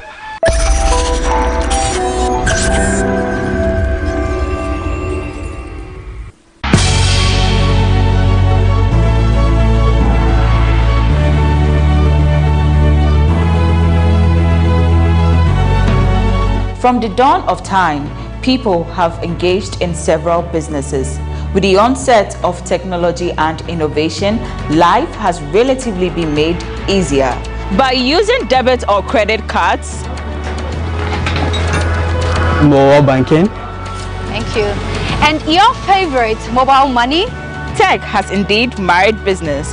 On BizTech, we spend time with faces behind known and upcoming businesses in the country. Learn more about the new technologies and innovation, as well as find out about the trending issues in the world of business. Join us as we serve you with a variety of compelling interviews, projects, and others right here on GhanaWeb TV.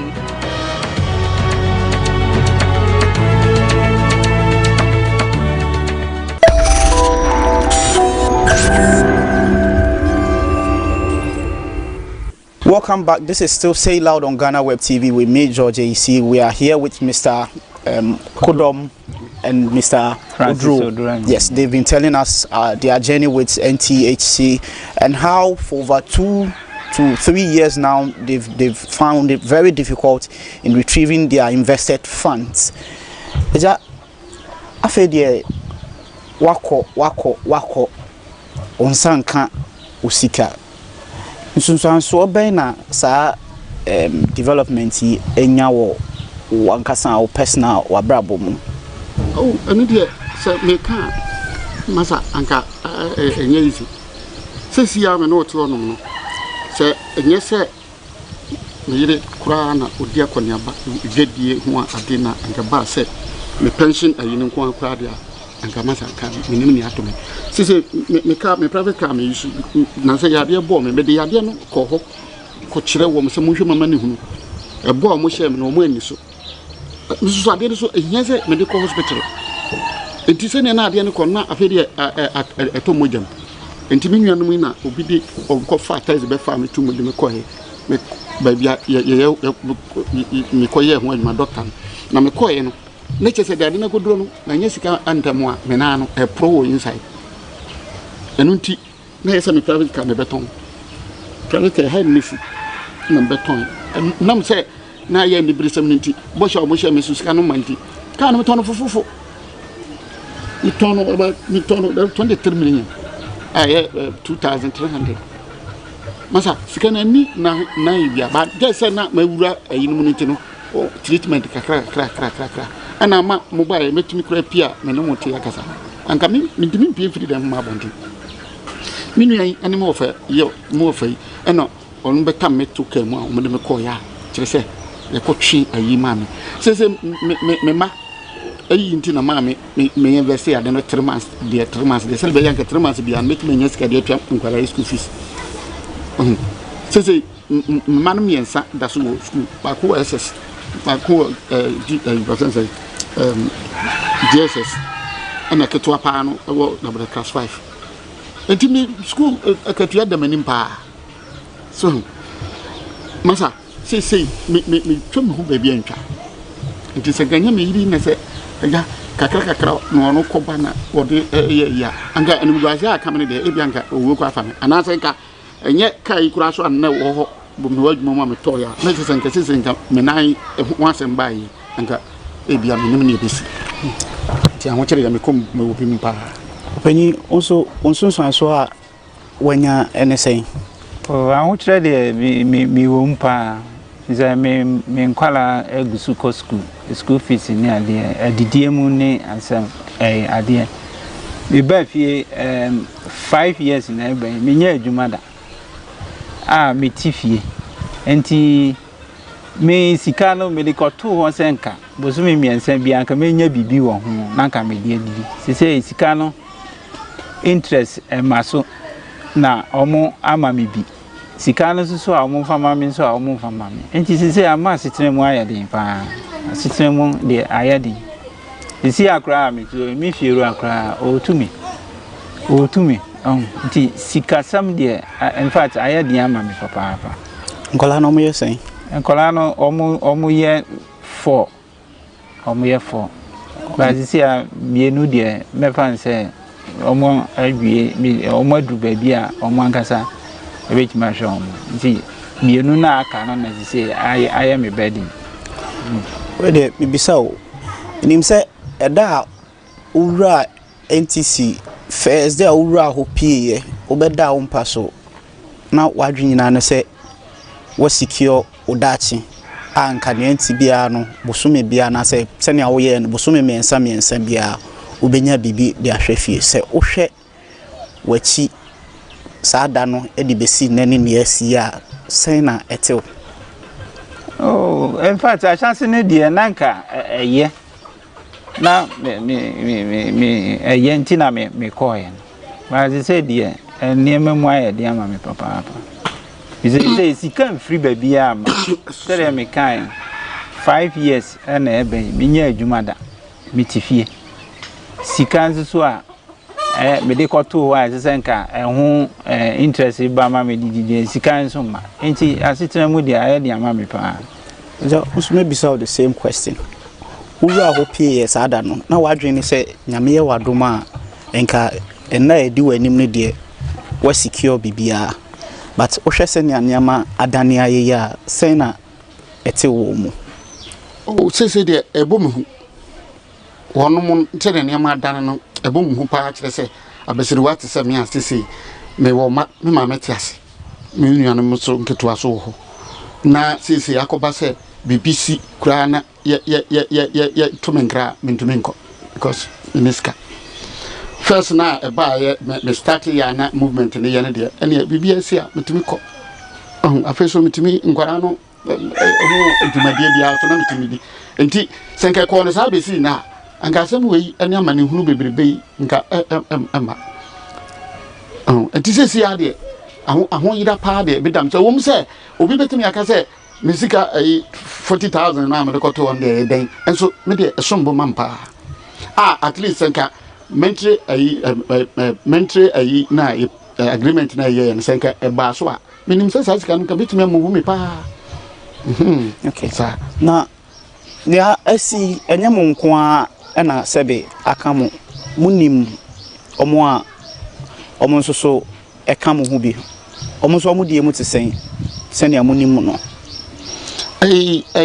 me omo a menim won mo no me adwumamfo na menim mo no obi yare da ho sisi a enye easy na me mbese me boni din so ba ko so saadi ne do ko ho no ne wo mo ntokwa ne ade e ma ne pressure e sorry ye no omo kon anye ye on de yesie no so enti me workers group na ye call ye no problem ye namu no se ye ka na se ye call mo so ba ko se de ye kan ya anga binim wo ho no ma kuhia ho no ma ni super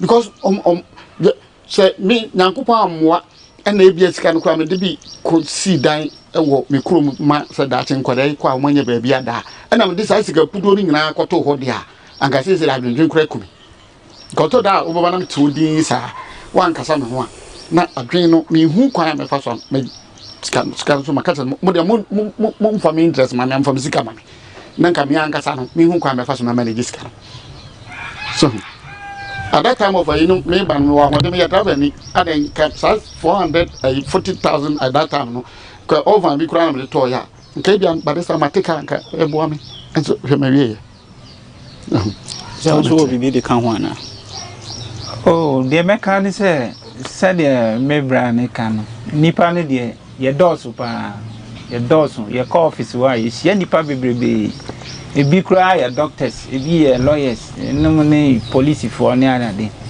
ye hia nipa bebrebe omo nso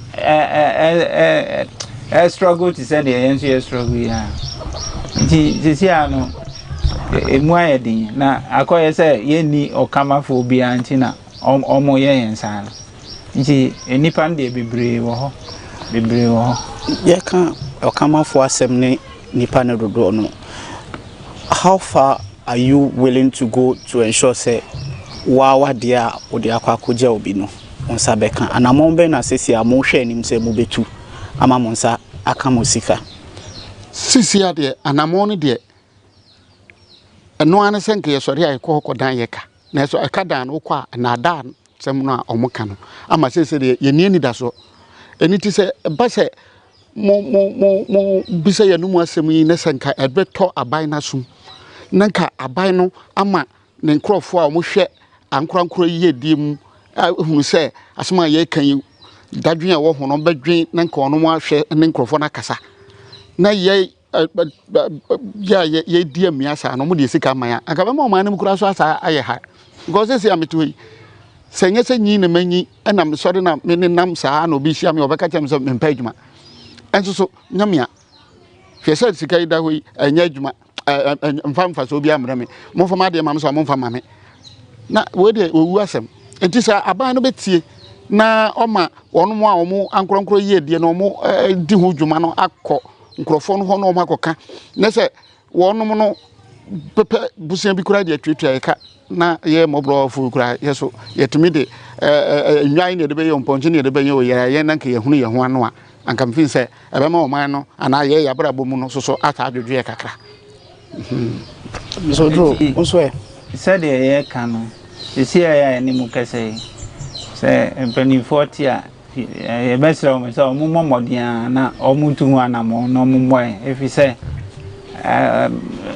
ye ko no cry titi se NTAC no cry Bank of Ghana hu ye ti se senate so hu enti up to now no ye hu anamon bia o mu tu even though artisam ne titi enti se ye no cry se Bank of Ghana ni senate for hu wo mu dia ane animanimu yi ha ya ye sre o mu a kwan bia o mefa so a omodi ensika be man a omfa so na se ye bre ja ye de sia no na ansa na mebisa wanum asem etwa to no on se before we nyina be si no aban clean up e make sure say omonan engine baby pa no oyi omu fi ho e ma omo customers ne krampo no aban kira otua omuka time a wote ye say wo de baby a osika da no anka omo no gidie be na ba omu o de toto ne asi hu a gidie be na ba omu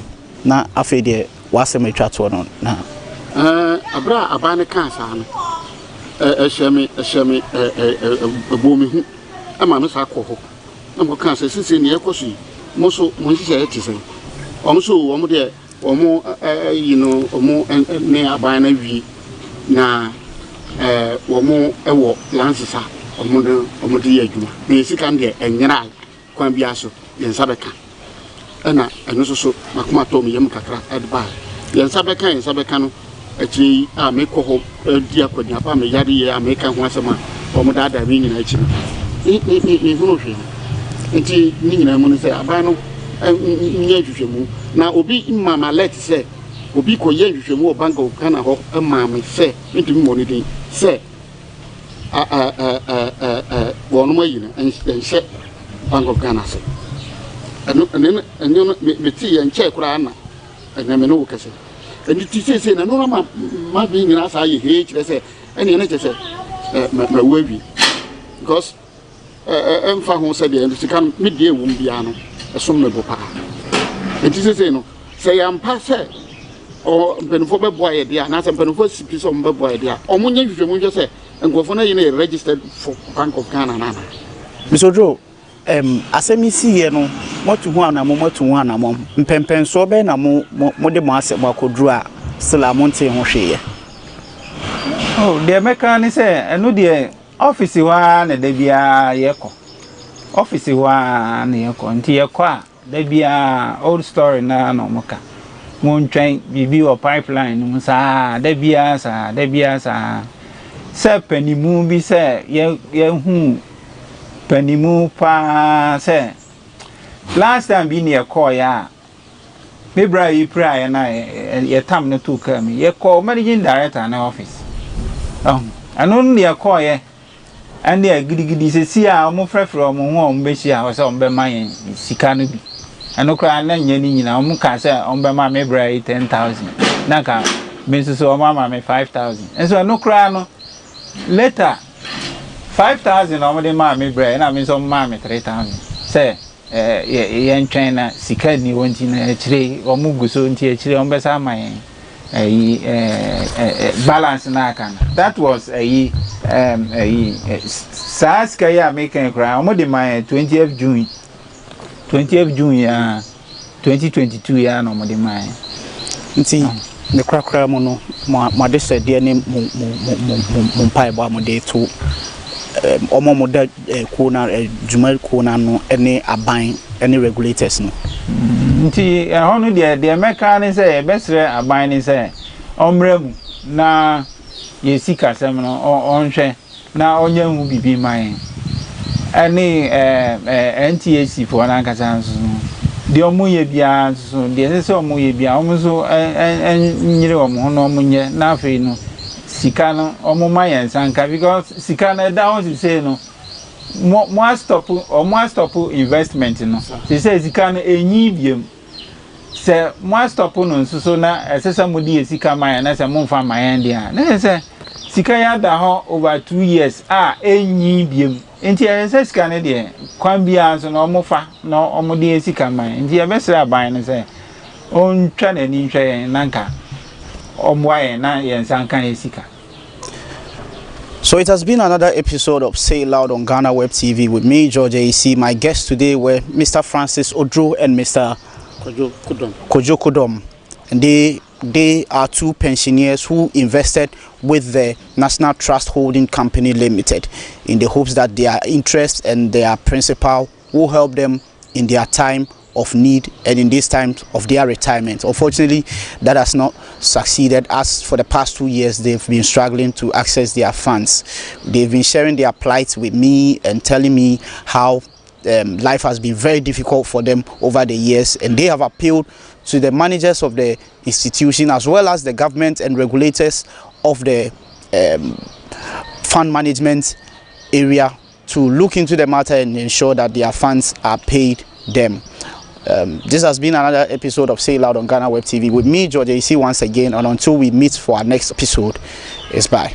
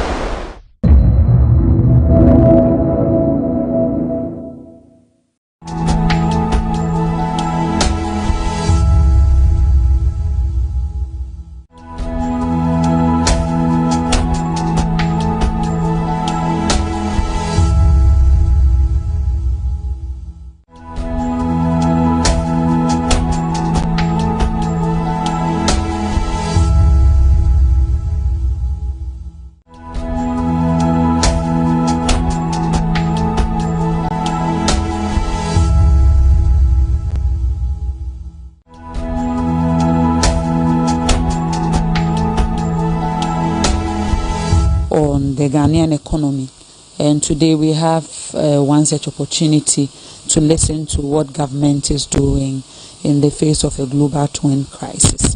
Before I invite the minister for his presentation, permit me to acknowledge some dignitaries who are here with us this morning. As I mentioned, we have the Minister of State at the Ministry of Finance, Honorable Charles Eduwahin, with us. We also have the Deputy Minister for Finance and Member of Parliament for Etiwa East Constituency, Honorable Abena Ose-Asare. We also have with us Dr. Patrick Numu, who is the Chief Director at the Ministry of Finance. And of course, our Speaker and Minister, Honorable Ken Oforiatta, with us this morning. So we will invite Honorable Minister for his presentation, and then we will come to you for your questions. Thank you very much indeed, and Chief Director, if you could start us with a prayer, then we'll move on. Shall we please bow down our heads for a word of prayer? Our Heavenly Father, we want to thank you for your grace that has sustained us until this time. We thank you for the men and women you have given to lead us in economic management. We want to thank you for the opportunity to meet with the press and speak to the issues that challenge our nation at this moment. We pray, Heavenly Father, that you be in our midst, take preeminence. We pray, Lord, that every idea that will be shared, every thought that will be shared, every suggestion that will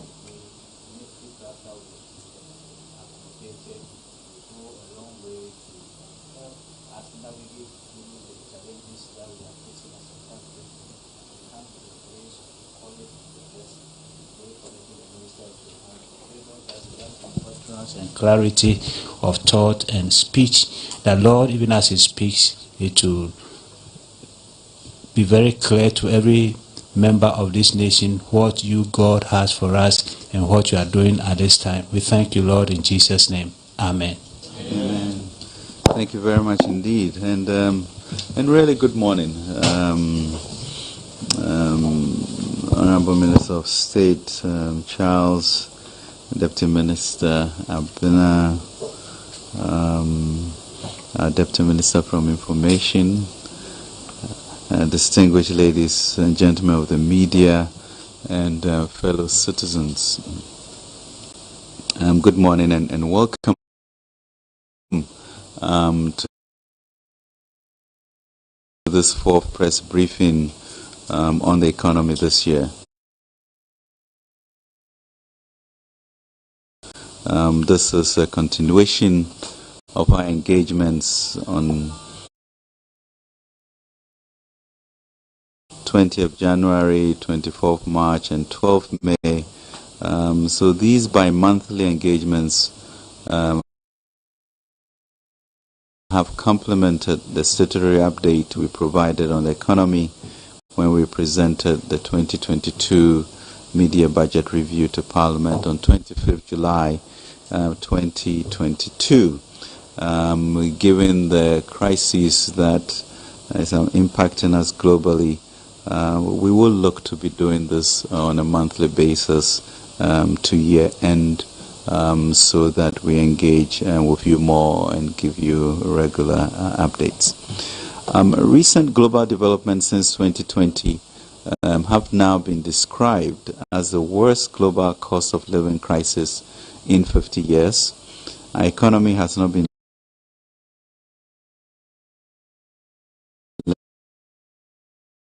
left out of this considerable economic uncertainty. The priority for government has been to restore macro stability and address welfare challenges confronting the economy. Despite these efforts, we have seen inflation spiral and depreciation of our domestic currency that has impacted cost of living and businesses and the general economic circumstances of families in this country.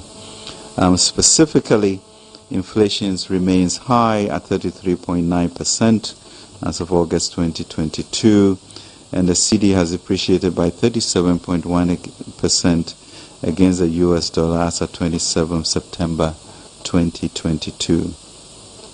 Indeed, during the 2022 media budget review, I highlighted that our present situation was a painful one to report on. We haven't seen anything like this since August 2001, when inflation rate hit 33.9%, almost equivalent to what we're experiencing now. Ladies and gentlemen, we are at an important moment in our economic history, and in the context of today's briefing, it is important to focus on the progress being made to put us firmly on a path of macroeconomic stability. We have since Q1, first quarter 2022, cut discretionary expenditures in our budget by 30%. In addition, we announced a number of expenditure measures to keep public spending in line with our tightening economic conditions, including restraints on purchase of new vehicles and a moratorium on non-statutory travel. As part of measures to shore up our reserves, improve exchange rate stability, and address some of the funding needs, the Ministry successfully worked on the 750 million Afri-Exim loan facility, which was received in August 2022. We thank Parliament for the accommodation in this also. The traditional cocoa syndication loan expected in the last quarter of 2022, which will promote the cocoa sector, will further help us build our foreign exchange reserves and provide a strong buffer for the cedi in the last quarter of the year. Additionally, the Bank of Ghana has introduced enhanced measures such as a special foreign exchange auction for bulk distribution companies and a gold purchase program to contain the depreciation of the cedi, which is now slowing down. So far, provisional fiscal development for January to July 2022 presented within the context of the 2022 budget revised deficit target of 2.6% of GDP and a primary balance of 0.4% of GDP show that 1. The overall fiscal deficit amounted to 31.1 billion, 5.3% of GDP, against a target of 31.2 billion, about 5.3% of GDP, and that the corresponding primary balance for the period was a deficit of 7.6 billion, 1.3% of GDP, against a target of 7.8 billion, 1.3% of GDP. Current year expenditure has also largely been contained owing to the operationalization of expenditure cuts announced since March. We are on course with expenditure rationalization efforts and will continue to enforce strict adherence to these measures across all MDAs whilst ensuring efficient delivery of public services. The Ghana Revenue Authority has intensified its efforts to shore up domestic revenue mobilization, particularly in relation to the enforcement of compliance measures.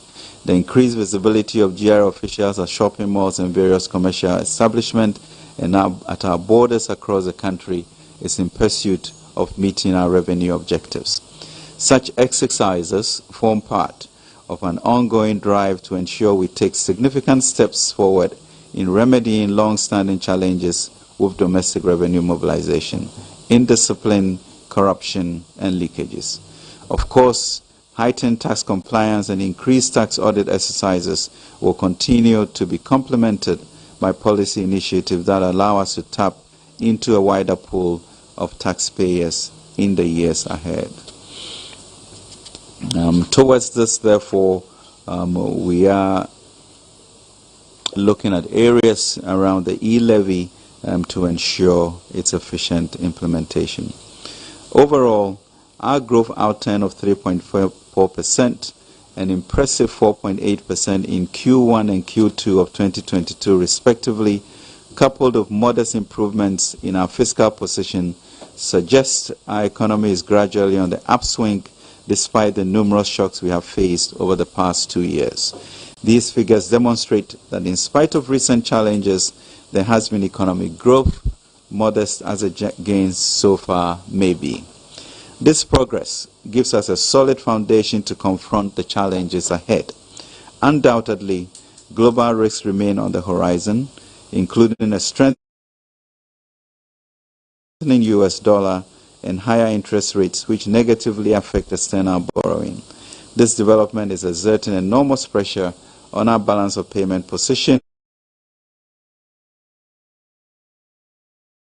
and thus the need for us to expedite engagement with the IMF.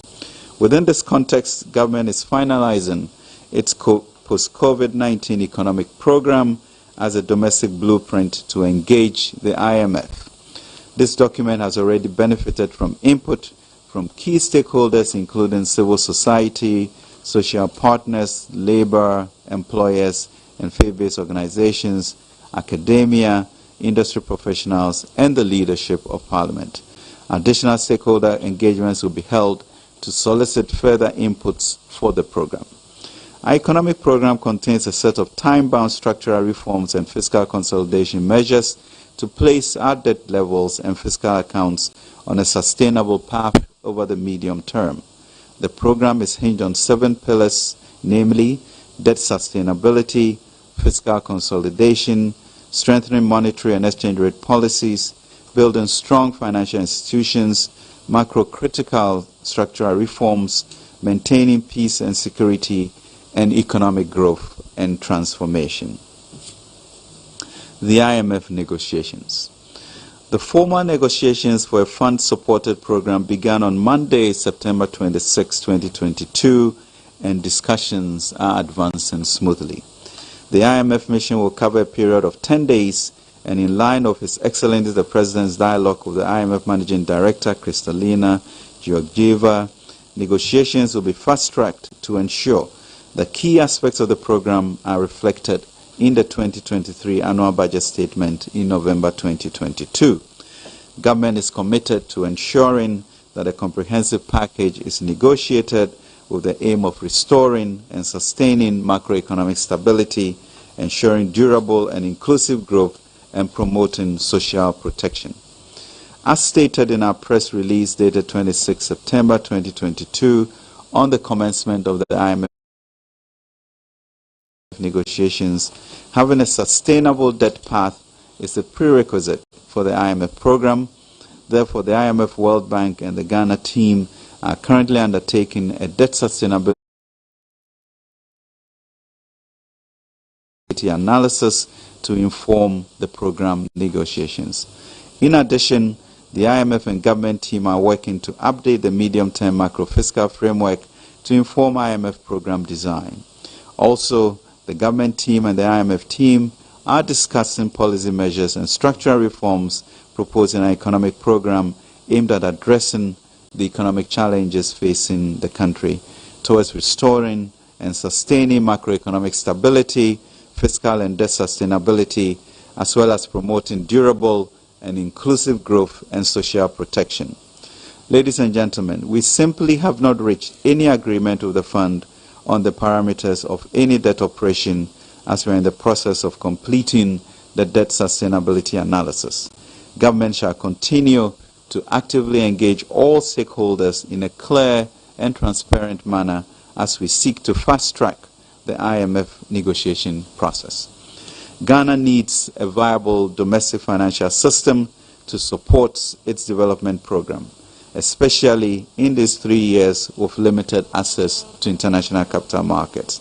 Therefore, everything must and will be done to protect our financial sector, and there must be room for a win-win conversation through extensive stakeholder engagement with both our domestic and external investors.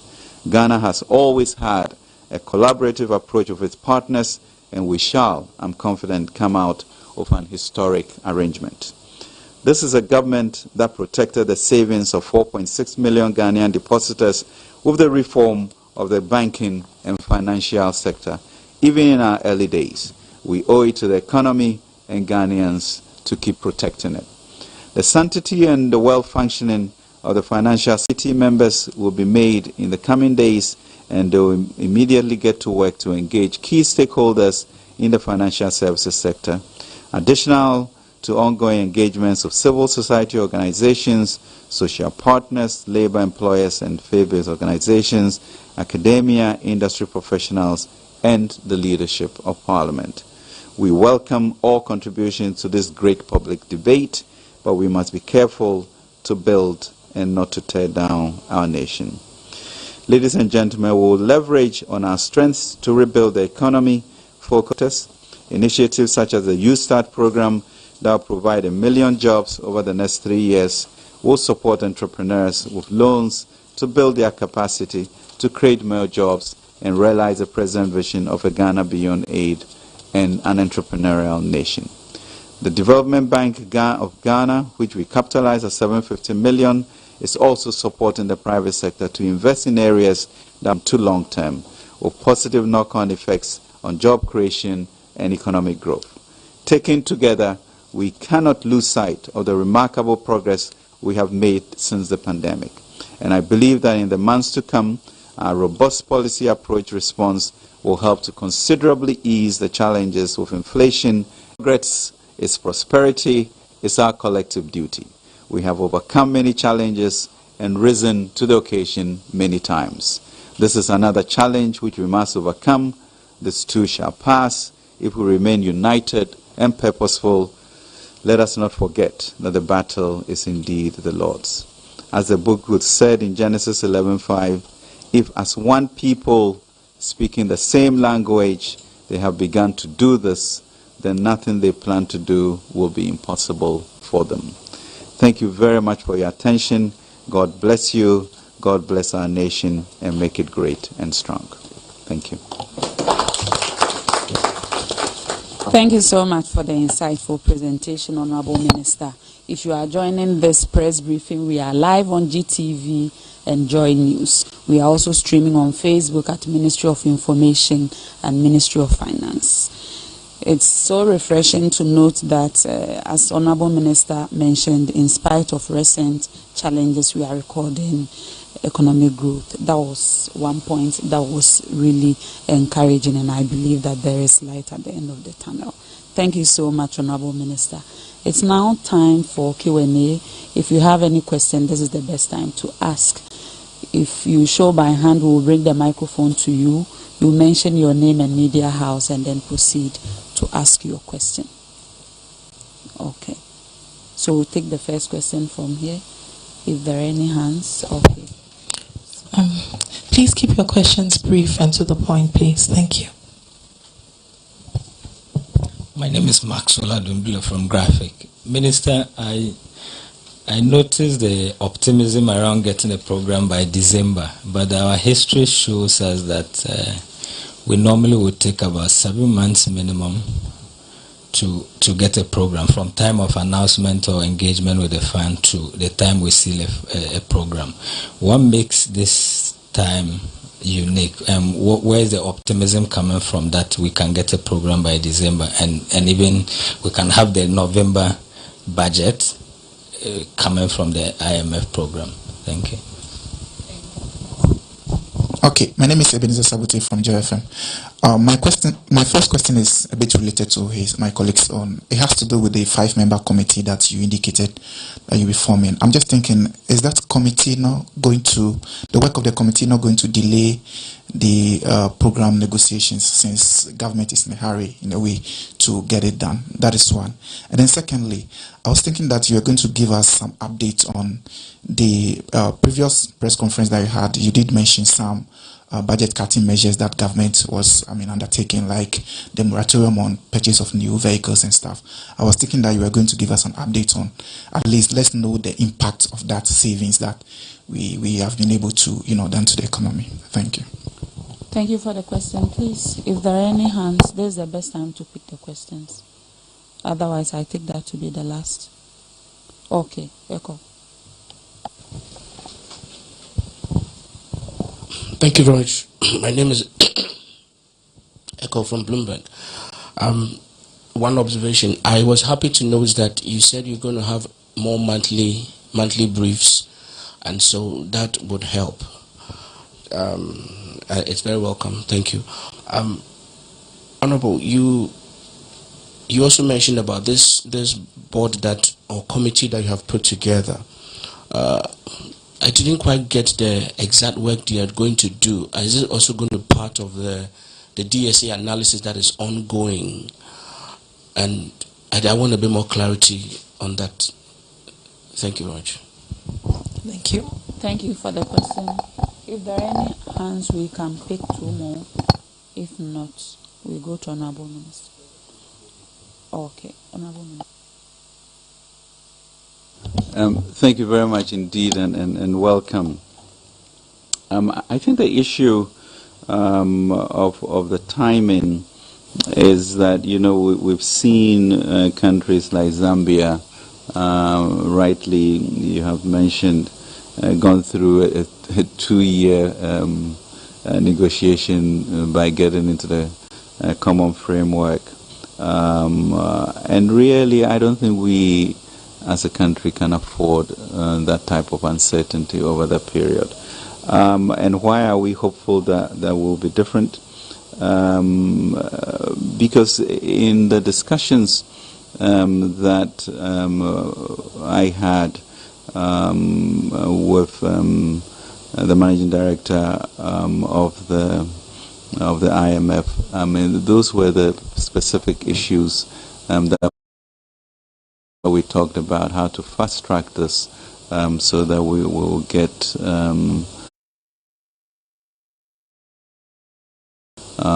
into organizing ourselves a lot better. But more importantly was the meeting between His Excellency the President and the Managing Director of the IMF in Rotterdam.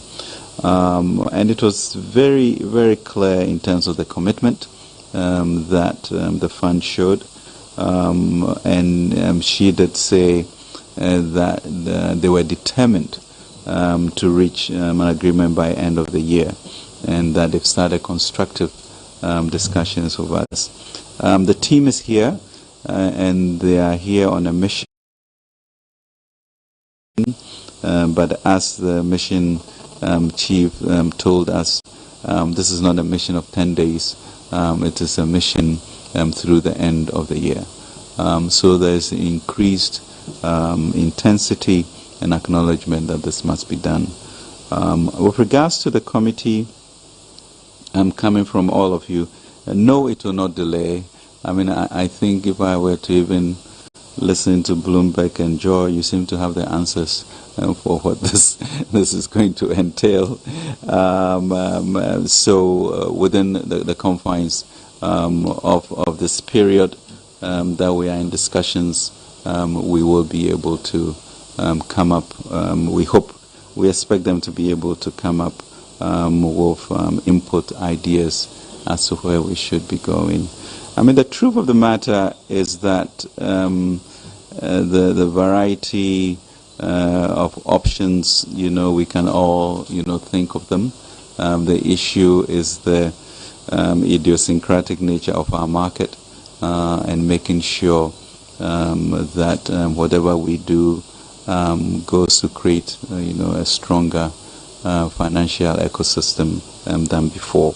And the best way to do it is to have a committee of experts working with the stakeholders. So that's good. With regards to the issue of the budget in terms of the 30% effect, goods and services are below target by 41.4% due to these cuts. Domestic capex below target by almost 2/3, primarily due to these expenditure cuts, and overall expenditures were below target by some 7%. So we are making a headway, and the question is, in a sense, how much more adjustment can one do? I think the going forward, I don't know, call Bloomberg, what did you ask? But I think, that also leads to sort of this critical period in our economy, and the question becomes, what do we as citizens or as social commentators or as journalists do? Because it's a very fragile period for our economy and global economy. The classical foundation of journalists, as you know, is to educate, to inform, and to entertain, in a sense. But I recall that I think it was P.A.V. Ansa who said that in countries developing with such fragility, the underpinning of all of this work that we do must be one that always remembers social cohesion. And if we trip beyond that, we are not sure whether we are educating, we are informing, or we are entertaining to the peril of the society we are in.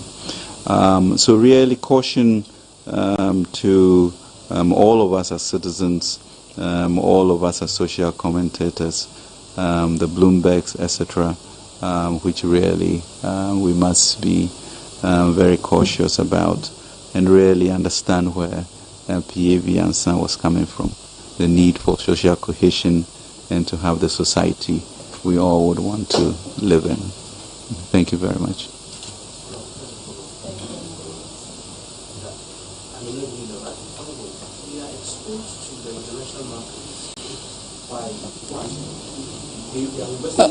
Cole, can you take the mic?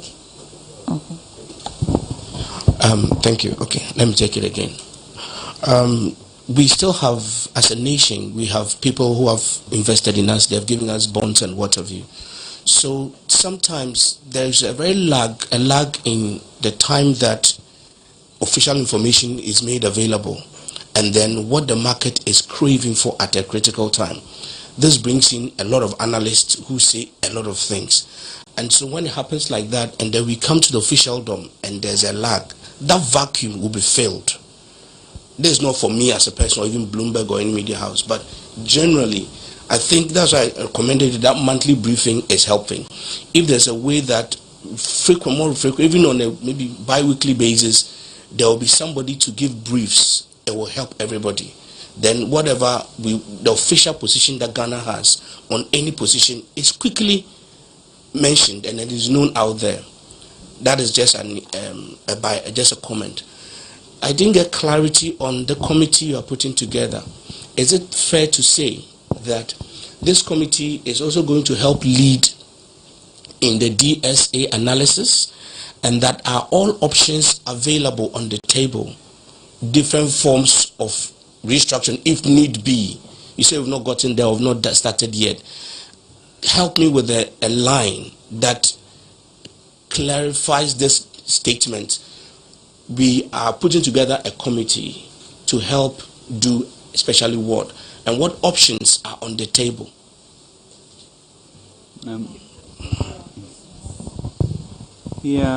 Thank you very much, Cole. I mean, the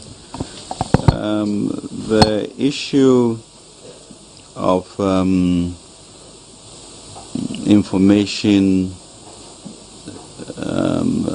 I know you, all journalists have relationships, official and unofficial, but for a major article to be predicated on what may be rumors in a sense makes it difficult for me to accept that the gap created that, because you have a nation at your behest, and it can trigger unintended consequences because of that. So, we have engaged all stakeholders in this issue, and some of them have written papers. We had some very spirited discussions. On Friday, we were in Koforidua, for example, with the ranking and chairs of the various subcommittees to talk about that.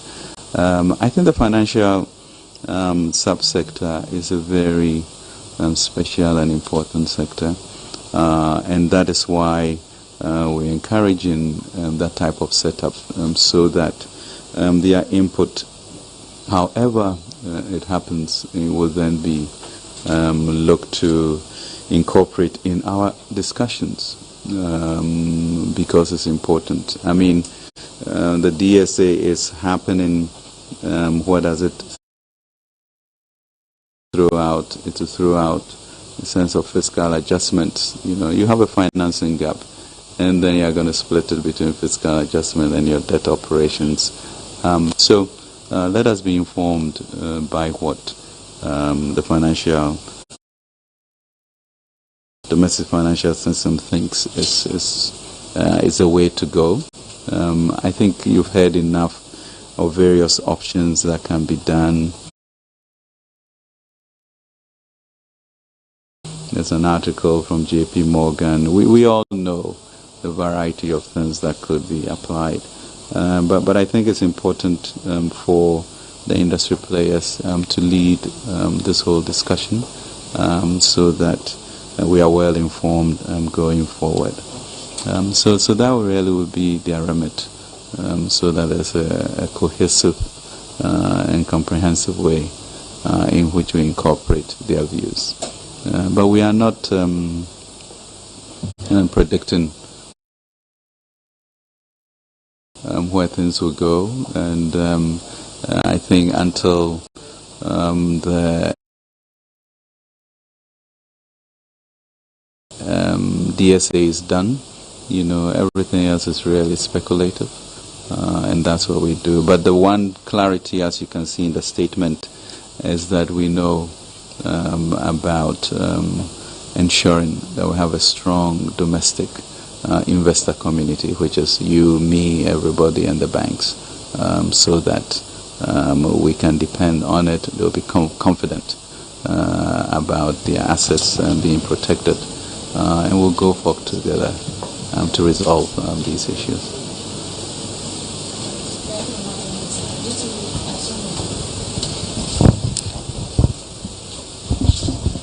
So my name is Esther Idu, and I'm coming from GBC News. So I'd like to know, how does the latest Fitch downgrade affect your negotiations with the IMF? And also, we have a budget timetable for 2023 to be in November.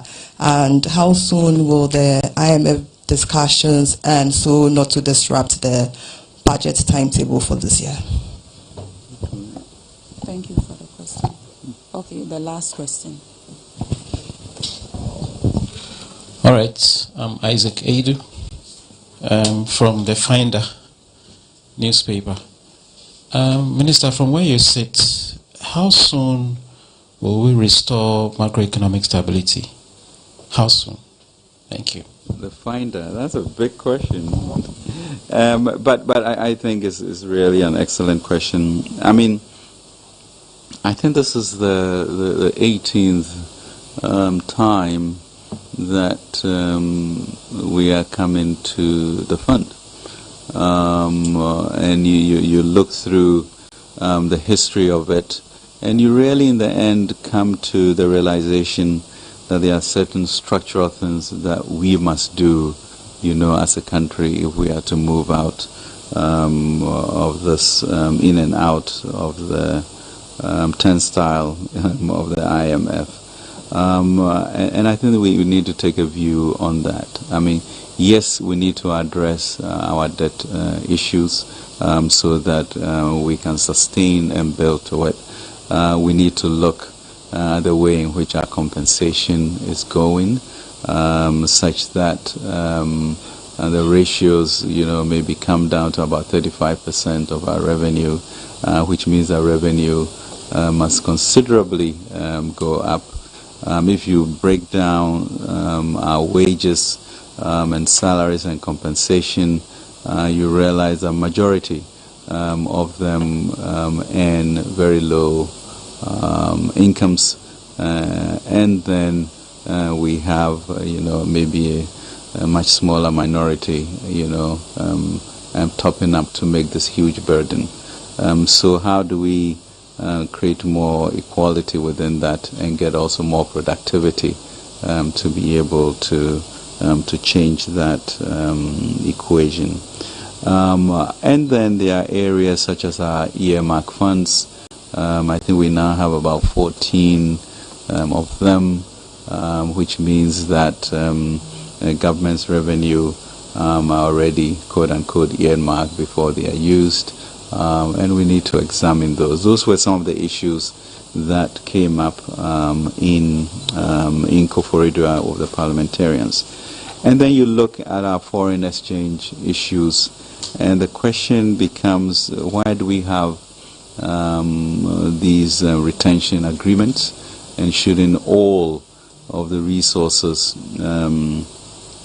of these companies, oil or mining, go through the Bank of Ghana as a matter of fact to reduce these foreign exchange pressures? That's important. How do we move into an export-driven economy so that we are not importing food to the tune of $2 billion, but we are actually exporting food? That's important. Why do we not have our own gold refinery to support central banks' policy decision now to be buying gold? So those become important ways in which we will then change the structure of economy so we don't go back to what we are experiencing now. The program likely will be 3 years, and that's the period in which we expect to climb out of this in a strong way, to have a strong economy going forward. And with regards to timing, yes, the budget, God willing, should be read by November 15th per the rules.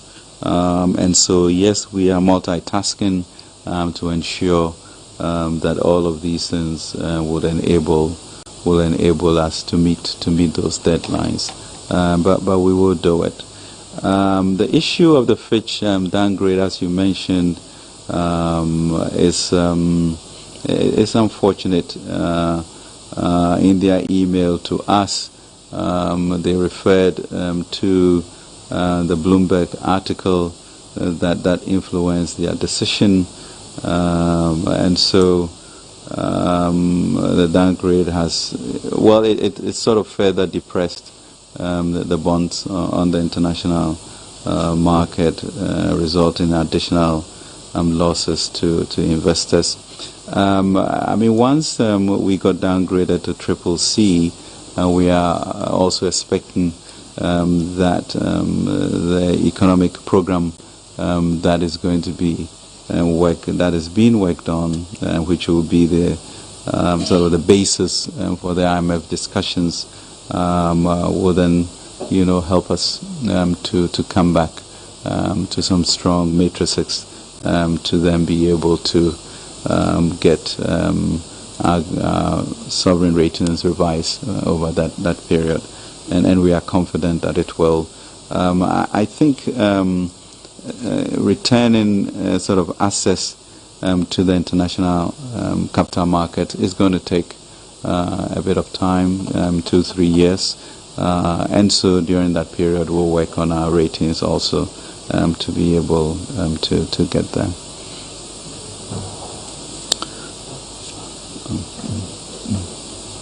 Minister, we'll take your final remarks. Great. Well, let me really thank you for being here. These are difficult times, but really we are, in the throes of the discussions with the fund. Things are going really well in terms of where we want to land in 3 years. The analysis for the DSA, debt sustainability analysis, is rigorously going on, and that would inform us by the end of these 10 days as to what we are going to specifically do in various areas: fiscal adjustment, structural reforms, debt operations, etc. But let's rest assured that as is want for us to be a very collaborative society, we will work with our domestic investors as per through the committee, work with our external investors, and come up with a win-win solution that, as I mentioned, will be an historic solution that has not been seen before. We have gone through as a nation very difficult moments, and really we are very comfortable that it can be done. But going on this is also we reaching out and people reaching out to it, to us, to build in a constructive way, because that is really important for us to have that peace and harmony, speak that one language, and ensure that the Black Star is where it should be. So yes, I'm confident, difficult periods, but we have done it before, and the battle is indeed the Lord's. We will get there. Thank you.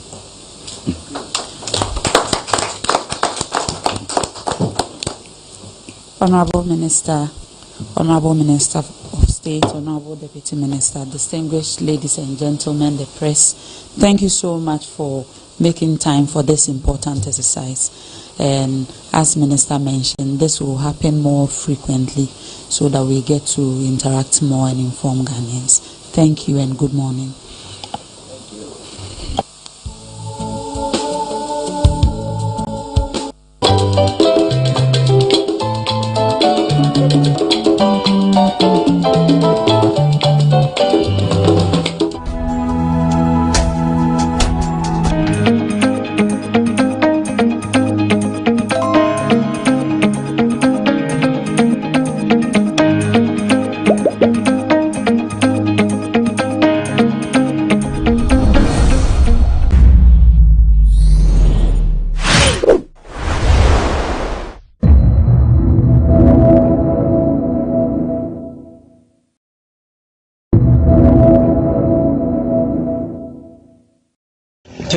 September is World Suicide Prevention Day, and according to the World Health Organization, some 700,000 people commit suicide each year, and out of this number, some 20 people are also attempting to take their life, or millions of people also contemplating taking their life. Today, we'll be speaking to some members of the general public to express their views on the issue of suicide and their views about the law that criminalizes the act. We'll also be speaking to some survivors of suicide attempts and find their views regarding the law, their experiences, and their advice to people who may also be going through their situation. Edmond, a 48-year-old businessman and commercial farmer, has attempted taking his own life not once, but 3 times. The reason? Frustrations due to what he describes as life's many failures. The divorcee and father of one attributed his actions to dejection following failures in his life and the many hardships he experienced. You ever attempted suicide in your life? Yes, please. How did it happen? Yeah, it's like out of purpose and then I would say frustration. Simply because what I was expecting in life, I was not getting it.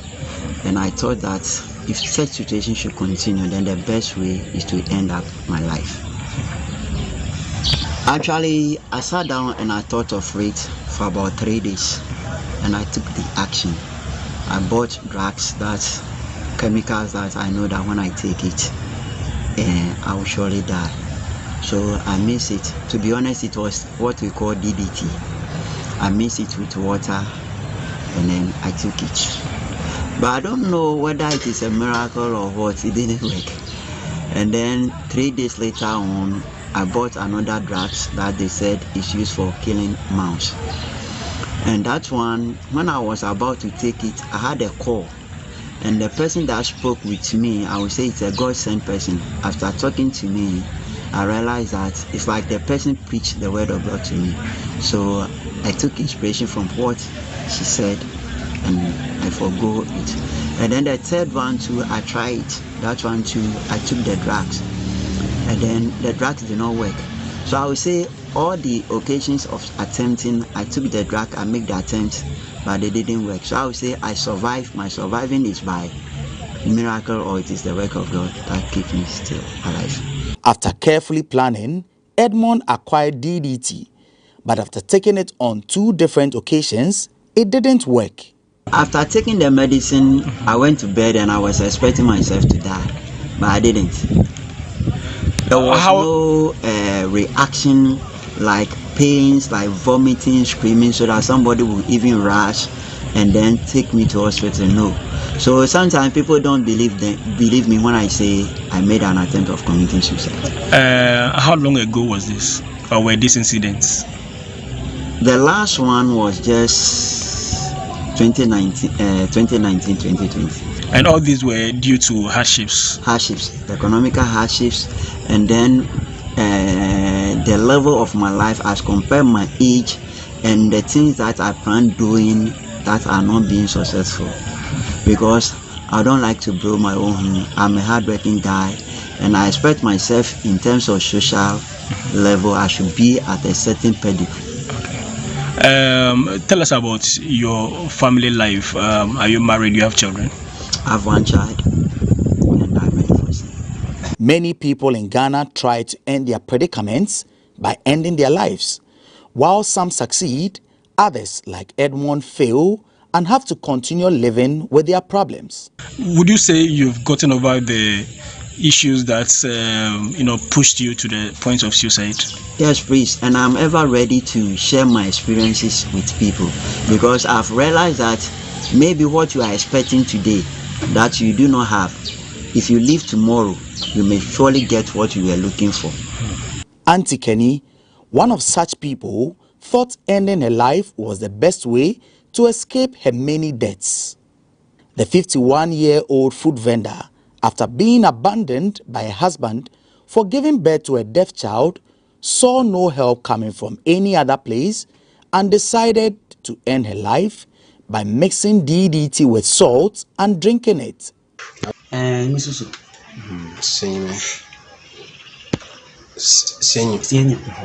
This second time, please. All right. So she attempted suicide twice. In watching. January. 51 years. Was his seller, and the age is 51 years of age. All right. The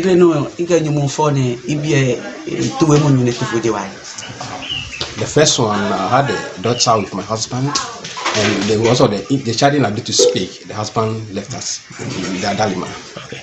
And how long ago was this? January, exactly about 10 years ago. All right. So why did that situation force you to attempt taking your life? There was no help from any practice place. I can't get no about a boy here. More mechanic, my mammy, police or money for Lobini Baby and Mitivana. The sky will be the mother of you, since my husband left me without any tent, I borrowed a lot of items like rice, oil, and the rest to put on my business. Unfortunately, I wasn't able to pay, so I was harassed by the police and the family that I own. That triggered the suicide. Okay. They know me. They know me. DDT. Next level. Learning one of him learning before. Meaning high to here. No, he had done this and I be meeting him to go. The one go to my so you ban me. In the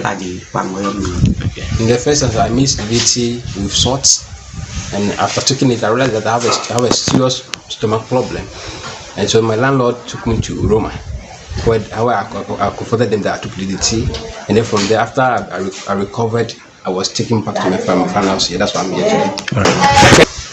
I report say the man reported the case to the police, but upon the realized that the police were put arrest, he ran away. The landlord himself ran away.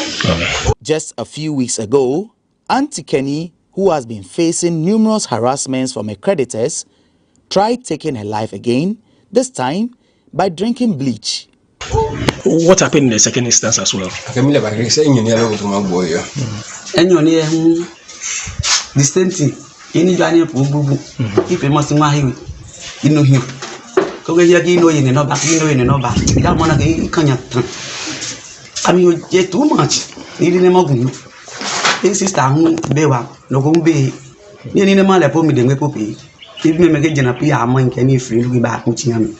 Killing a company, if I hear, laugh on the moon, a boom, a free. No, you get to in the second instance, I own a lot of people. If I'm eating, they are harassing me here and there. My auntie is also critically sick, and I have no help from any quarter. So I decided to take my life to stop all these occurrences. Her brother, 40-year-old Stephen Ode Kwabla, confirmed Auntie Kenny's story. He says he has taken it upon himself to counsel her against repeating the act. When I was caught by one of my auntie, that is my senior sister, that is my sister Kenny, took in some concussions. When I came, the whole family, even the whole town was gathered here. So it was in total coma. So we used our local remedy, that is the palm oil, to avert the situation. We worked for almost 30 minutes while I wasn't working. So we called a taxi to come and help us convey her to the hospital. So upon reaching the place, we realized that he took in. That was when she regained consciousness. He confronted them. I took that is what's the name up. What's the name? That is local alkasha and the mix of Parazo. So from that, we realized like, Mr. How do you do this? Before he came up to me that these are the things that triggered her to do that. So from there, we were able to stabilize her a little bit.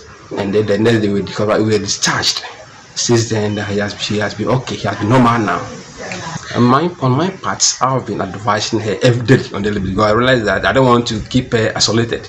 I want to keep her company. So every morning I came to her, advised her, but financially I'm also constrained.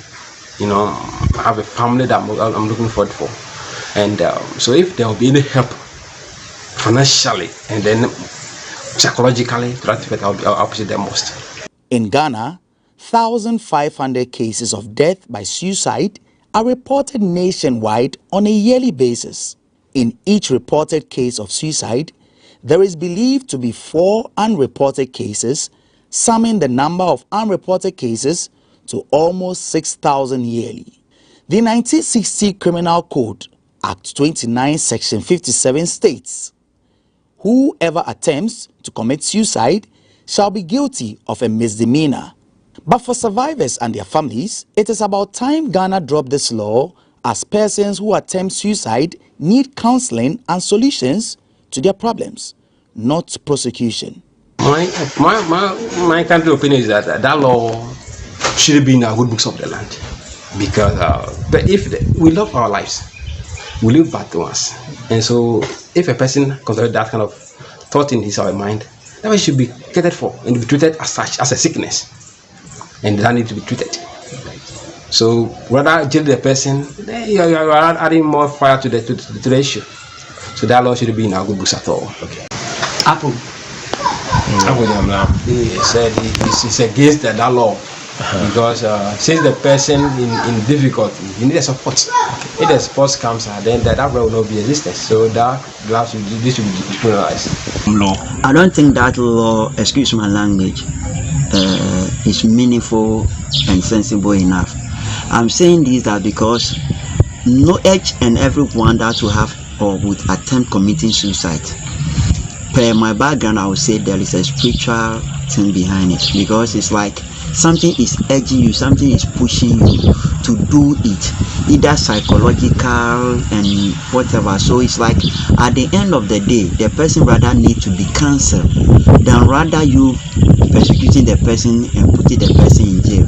I don't think somebody will just wake up, have whatever he wants in life and decide that I'm ending up my life. No, it's definitely something went on wrongly, and the person thinks that because of stigmatization, what people will say in society, maybe somebody might have committed a crime, and thinking that what I have done, what will people say about me if the thing happens and found out in the public domain.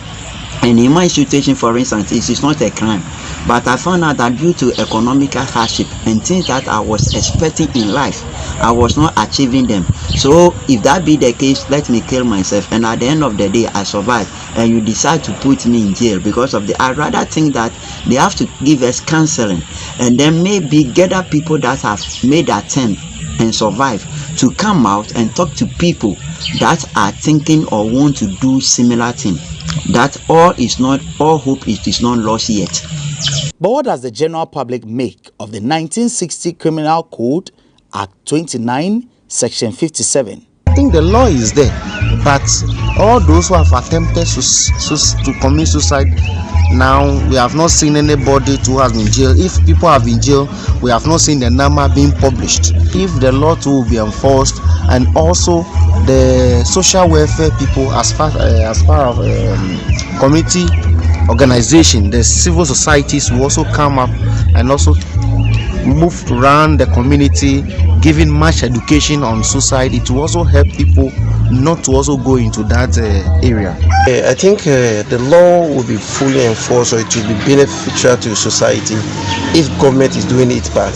It's like most people are ignorant, and then you cannot tell somebody that his personal decision shouldn't count because the person feel like he has tried all possible means, depending on the magnitude of psychological trauma and the mental torture the person is going through. The person may not be able to withstand it, and therefore you feel like, or she feel like ending it.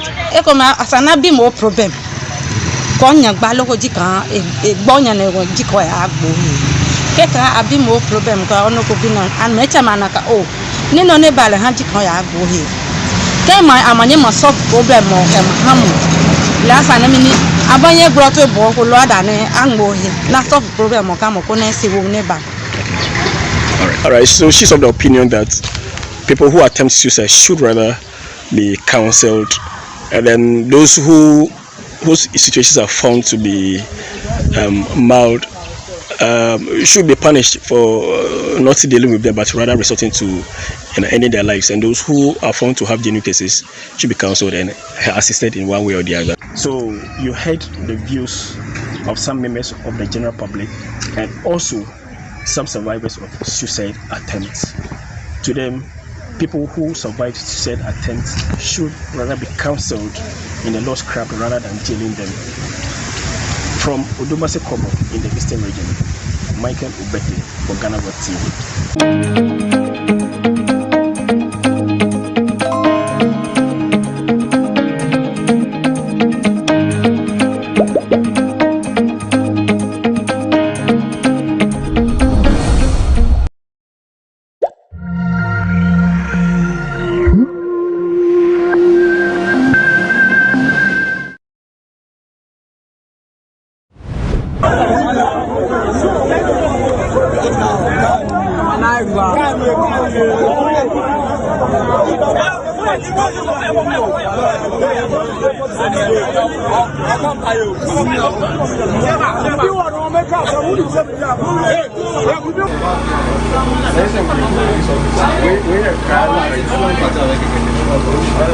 Brother, right? Yes, the other person is my brother. Aka Chris is my brother.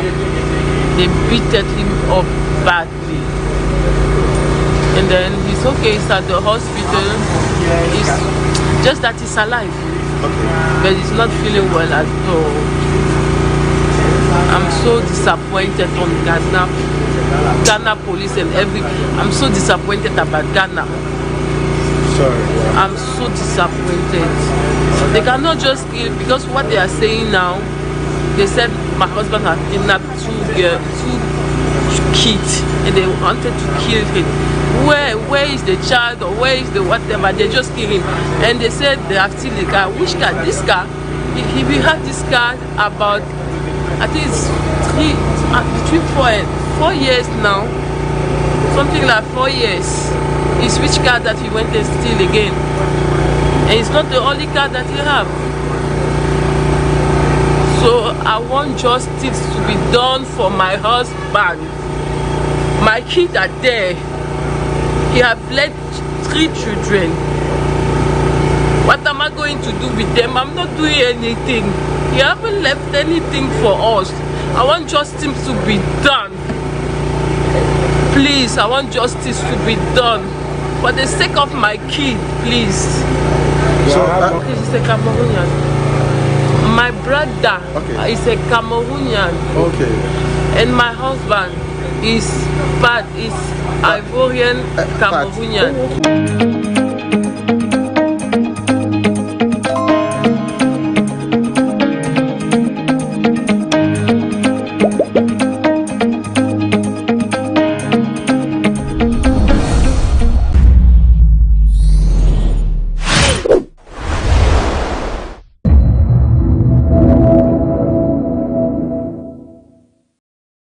Special effect basically is not just about the wound and all those things. We have the likes of the transformations, trying to change someone into an old man, trying to create a character, maybe a witch or an alien. We have what we call the sweat effect. Maybe someone is being engaged in an activity and is sweating. All those things are special effects.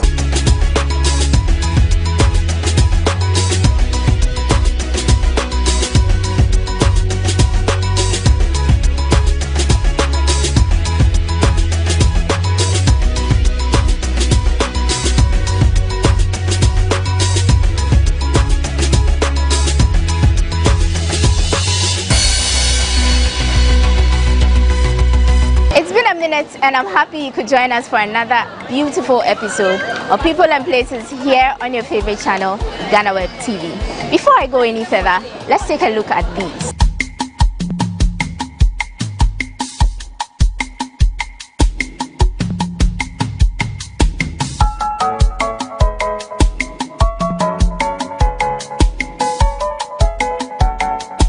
Well, these are works produced by my guest today. He is an award-winning special effects artist and a prop director. We'll be meeting him right after this break. My name is Wanda Mihagan. Welcome aboard. Welcome back from the break. Thank you for joining us. This is still People and Places. Our guest today is, like I said earlier, an amazing person. His work speaks for itself. He has quite a number of names I've seen, so I'm just going to ask him which of them he's more comfortable with. Hello. Hi. And welcome to the show. Thank you. Thank you for making time to speak to us. Welcome. You're a big man. That's what people say, but yeah. And you have a lot of names: Nathaniel Cruz, Nathaniel Amewuga, and then there's Cruz K. Yes. Which of them do you usually prefer them? So Cruz K is actually the brand name. The most popular. Okay. Yes, that's my brand name. But then on Facebook, that's when it's Nathaniel Cruz. Okay. Yes, but then Cruz K, my real name is Nathaniel Amewuga. Yes. Okay. F1. Very okay. Do you speak good away? Oh yeah, I speak good Solid away. away. Yes, I'm 100%. Just that most people don't know. Yes. Okay, so what you do is called special effects makeup. Yeah. How long have you been doing this for? I'll say this is my 6th year. Yeah, Okay, this is my 6 6th year. Wow. And why this kind of art? You know, I don't know how to say, but it just came. I realized I had art talent around 2015, 2016. Yes, that was when I realized it. So I decided to actually put that art talent into special effects. 2015, 2016, what were you by then? Were you in school? Yes, so 2016, that was when I actually went into my tertiary. I came to GH Media School. I was actually a student from here, and currently so you're teaching in your own alma mater. Exactly. Yeah, I didn't mention that he's actually a tutor here. He's a lecturer here. So he came back to, you know, help students get to the point where he is now, and he's doing amazing at that as well. Yeah. So basically, that was how it started. Yeah. I mean, I want to know why this kind of art, because there's a lot of art out there. There's pencil sketching, there's painting, there's sculpture, there's so many other things. What in particular made you choose this? Okay, so I just feel you need to actually find yourself in your comfort zone. Initially, special effects wasn't really a plan for me. I wanted to be an actor. Anything entertainment, I'm there. So I realized, okay, if I have this art talent, what area in the film space can it actually be useful for? Yeah, so that was when I actually started drawing my hypothesis and realized special effects in Ghana was really, let me say, down. People didn't really pay attention to it.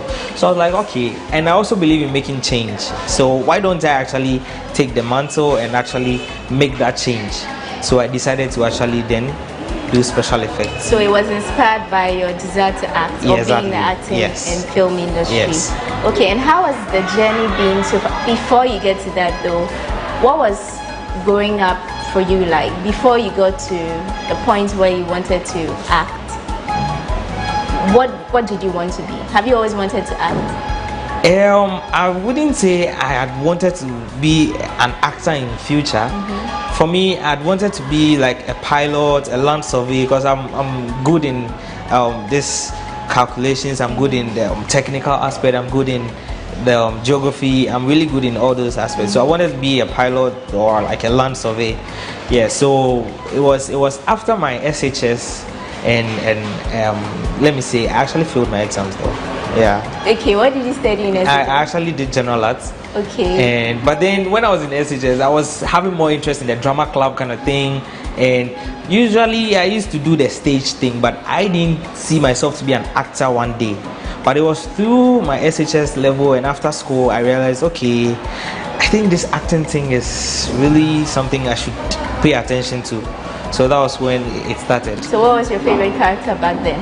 Yeah, that's Tom Cruise. So that was where the Cruise name came from. Okay. Tom Cruise was actually my favorite of all favorites. So it was through that I actually decided to pick the name Cruise. But funny enough, a lot of people were named Cruise or not. All that. So I decided to do mine KRUZ. Okay. And actually did the research and I realized it was a name used in America before but not used anymore. So okay, why don't I pick this name? It's nice. So since there have been a lot of cruises, I will be the king of all the cruises. So I did the Cruise K. Okay. So it is actually King Cruise, but I just want to make it a little artistic. So Cruise K. Okay. Yeah. Nice.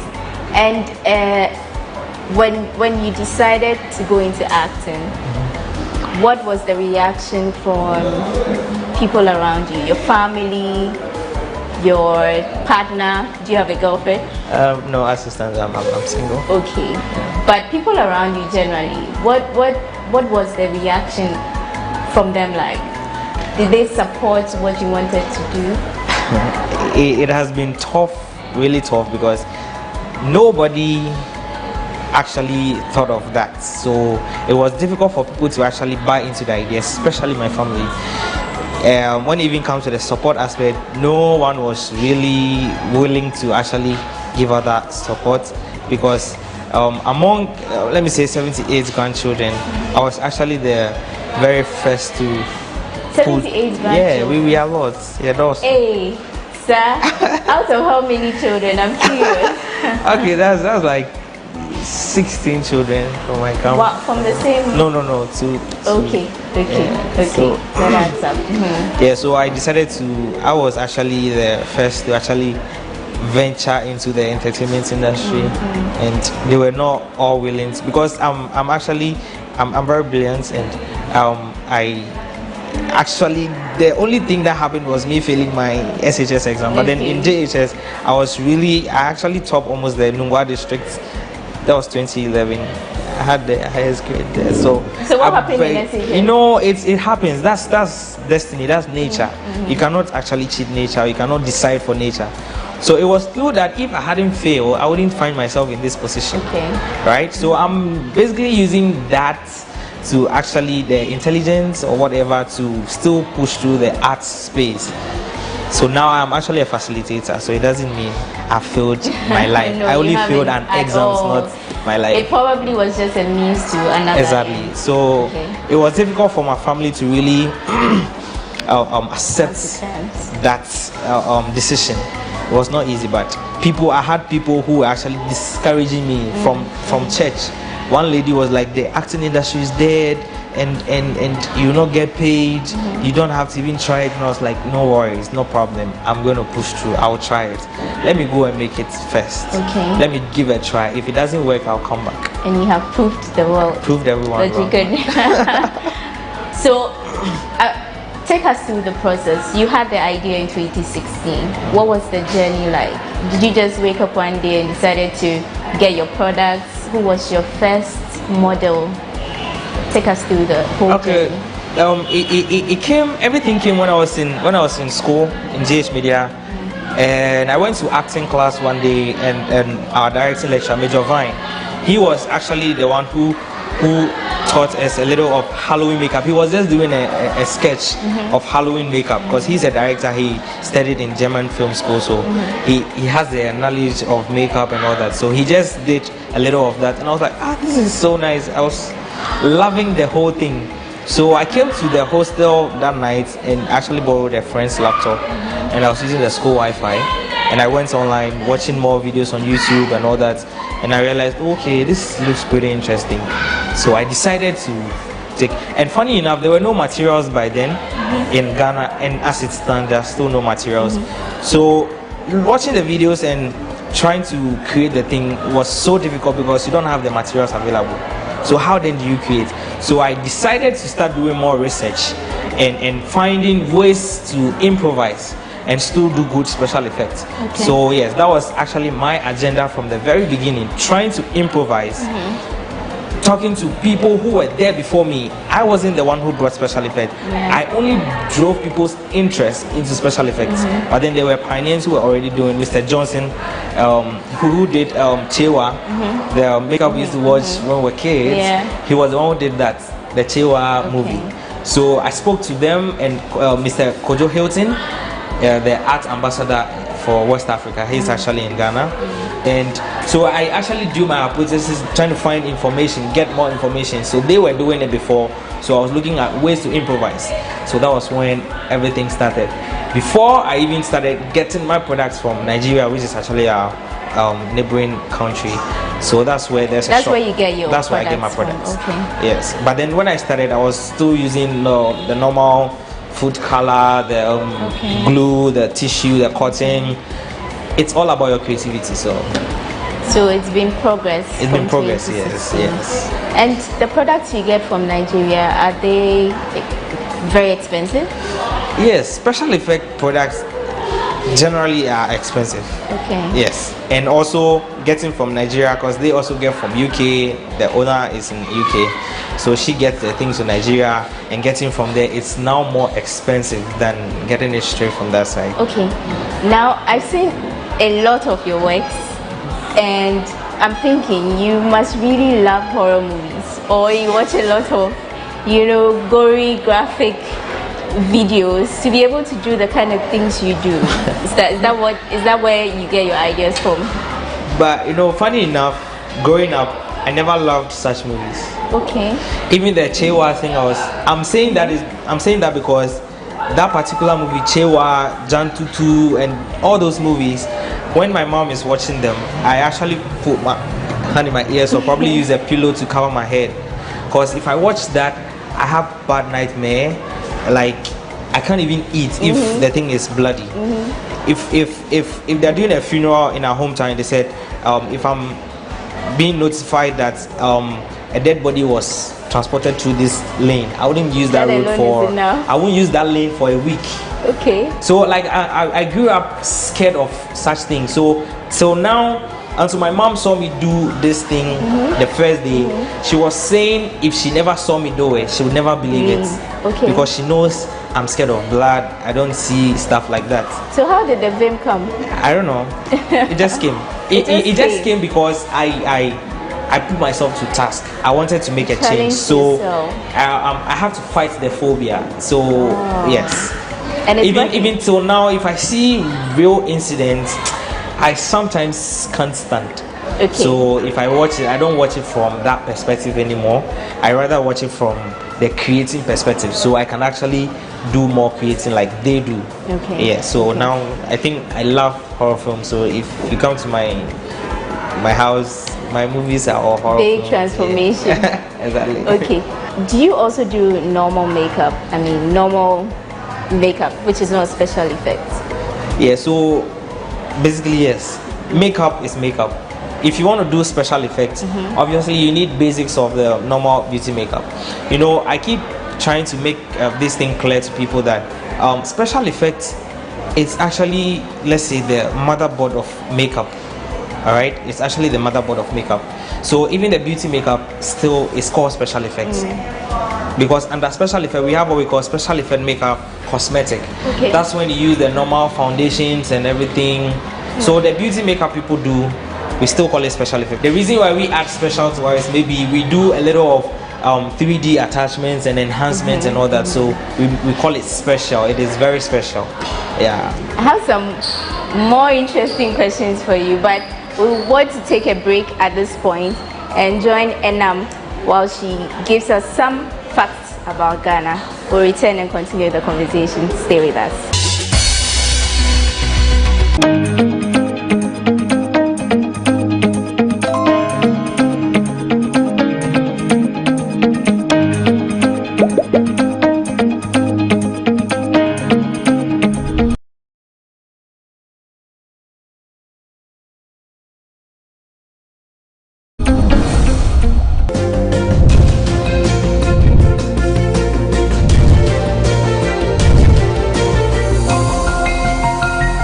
And now, let's learn something interesting about Ghana. Ghana's first children's park was started in 1979 and known as Accra Children's Park or Rich Park. It was later renamed after Guinean playwright and children's author Efua Sutherland. That's all for this week on Facts About Ghana. Until next time, let's get back and learn more with Wanda and her guests.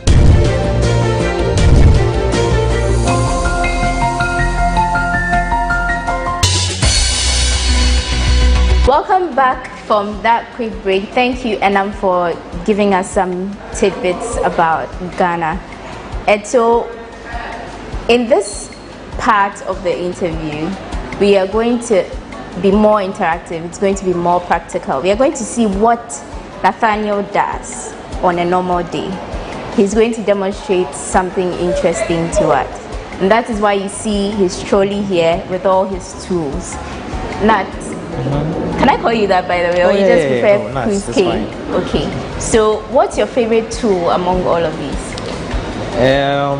I would go for my tiny brush. Why? This brush is actually the magic tool because it does almost all the detailed works. Okay. You know, the reason people see my work online and they're like scared and all that is because I pay attention to details, and that is why I teach my people. Okay. Detail is everything. So once your details are clear, it looks so real. It looks like the real incident. So this is the little magic. That's the that's a magic tool for exactly, you. Man. Okay. And what are you going to be doing for our audience? Okay, so you know, we don't have enough time, so we can do a laceration. Okay. Laceration basically is like a deep cut, but then the doctors and the science term for that is called laceration. Yes, when the tissues are torn and all that. So yeah. Okay, so let's start and then we'll just continue. He's going to be doing this on my hand, by the way. Okay, so I think we'd have to begin. So the first thing usually you have to do in special effects is you always have to make sure your working area is clean. Because these things are more of chemicals and it might react and give you some reaction. So always make sure your working area is really clean. So you can use like a wipe or a sanitizer or something to just take it off. So I think I have, sorry, my arm, have a little injury. So yeah, I'm just gonna clean my area nicely. All right, so you can rest your arm. Okay. Then okay, so while we do this, I'd like to ask, aside lacerations and wounds and bloody stuff, what else do you do with special effects? Okay, so you know, special effect basically is not just about the wound and all those things. We have the likes of the transformations, trying to change someone into an old man, trying to create a character, maybe a witch or an alien. We have what we call the sweat effect. Maybe someone is being engaged in an activity and is sweating. All those things are special effects. So you're able to make someone look like they're crying? Yes. I saw a picture on, I think, your Twitter handle. It looked like the person had a vampire look. So there was the teeth and then there was the scary eyes. How do you do that? So that you actually wear a contact lens. And the teeth too, you can buy it or you can create it yourself. Yeah. So for me, I told you, I actually grew up in the industry as doing more of improvisation. So I basically create all those things myself. What were some of the things you used to use before you actually started getting your products? Yeah. So the likes of flour and Vaseline to actually create your wax. So that's how we create our wax here. Yes. And then food color and probably honey could actually give you a black yes effect. So then aside the transformation, you can make a lady look like a man. Exactly. And a man look like a lady. Yes. Magic. So the first thing I have to do is put my adhesive, my glue. So you can actually use the how do we call the top bond glue, the white glue for the carpenters. Yes. So it actually helps you do very amazing, especially. Do any of these products create allergies? Yeah. Or have you had an encounter like that with any of your models? Not really. The only thing sometimes it feels uncomfortable because special effect naturally is supposed to be like that. Even with the already made products, they are uncomfortable. Sometimes the smell and some of them create some itchiness after you are done, but it doesn't really give you reactions. But it's the nature of the product. Yeah. So usually when we are working on you professionally, you have to educate your clients because especially in Africa, people are new to things like this. So they may think, oh, I'm getting reaction, please take it off, I'm scared of my skin, but usually they are very safe for the skin. The only problem is maybe if you are asthmatic, the smell may trigger your asthma, so we have to stop or probably find a way to do it without you getting your asthma thing. Okay, so what is this here? So this is actually Vaseline. So Vaseline, actually any petroleum gel can actually help you do your blending. So we have to now blend into the skin to make it feel more natural. So that it doesn't look like something was attached to the skin.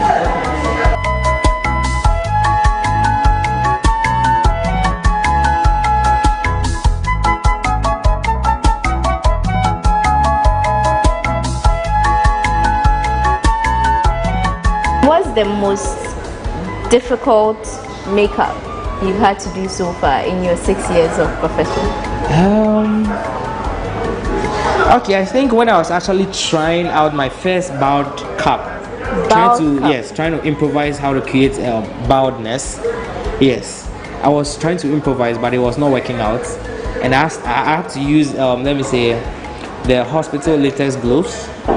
Yes, to improvise. But then how did you do that? You actually tie the fingers and get like a knot. So you wear the where the open space. So you have to wear it on the head, but usually it's very tight, so it gives you that mark around the head, and it doesn't really work. So that was my first time. So I realized there was no other means to actually improvise to get it perfect, unless you have to buy the bout cap itself. There's a bout cap sold already made. So yeah. And what kind of people do you work with? For me, I work with anyone. Yes. So far as you need my service, you are my client. So.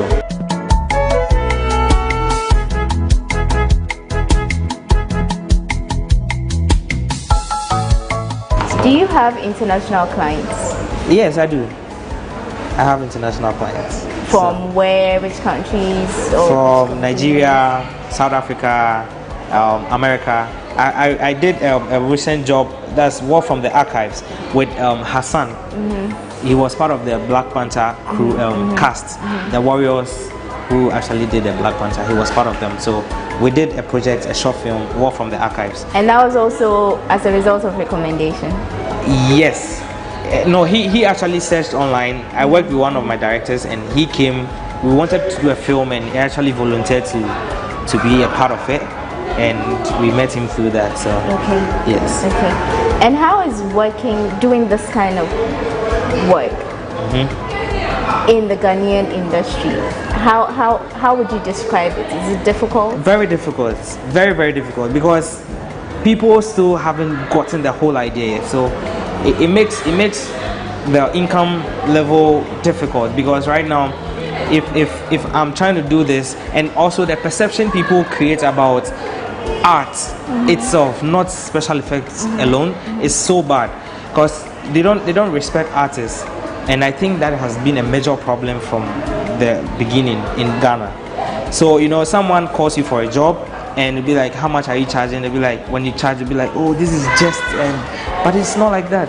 If you want to employ someone, you don't just employ someone because of what the person's come to do for you. It took me years, it took me more money to actually invest into myself. So if you go on my page, most of the works there were my personal work.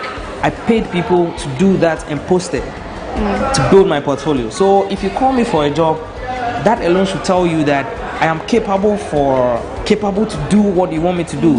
That's why you came for me. So you don't have to just pay me what you are paying part you get that of my a lot, investment. Oh yes, that has been, especially from Ghanaians. So that has been my fight with most people in the industry. So it means that the reception or the reaction is better with international clients? Yes, because they understand the job.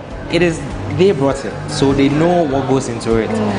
With this, if sometimes you're going to work, our things are expensive. So getting a product, I might not say because I'm come to create a wound for you, is just this small wound.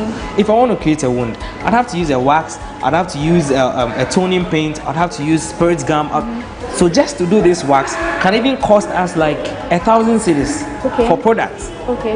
But here, if you even say that amount for products, they'll say, how much am I even paying you? It's not seen like that. Yes. So it's really a major problem I think we should address. But is there improvements? Was it like that since you started, or people are getting to appreciate it? Obviously, people are getting to appreciate it. When I started, it was not like that, but I think it is getting better, and I know it will get better. I'm actually done with my toning. So, another thing in special effects is you get your blending right and your toning right. So once you get that right, everything works perfect. So what did you use to get these colors? So basically, we have the toning paints. It comes in different shades.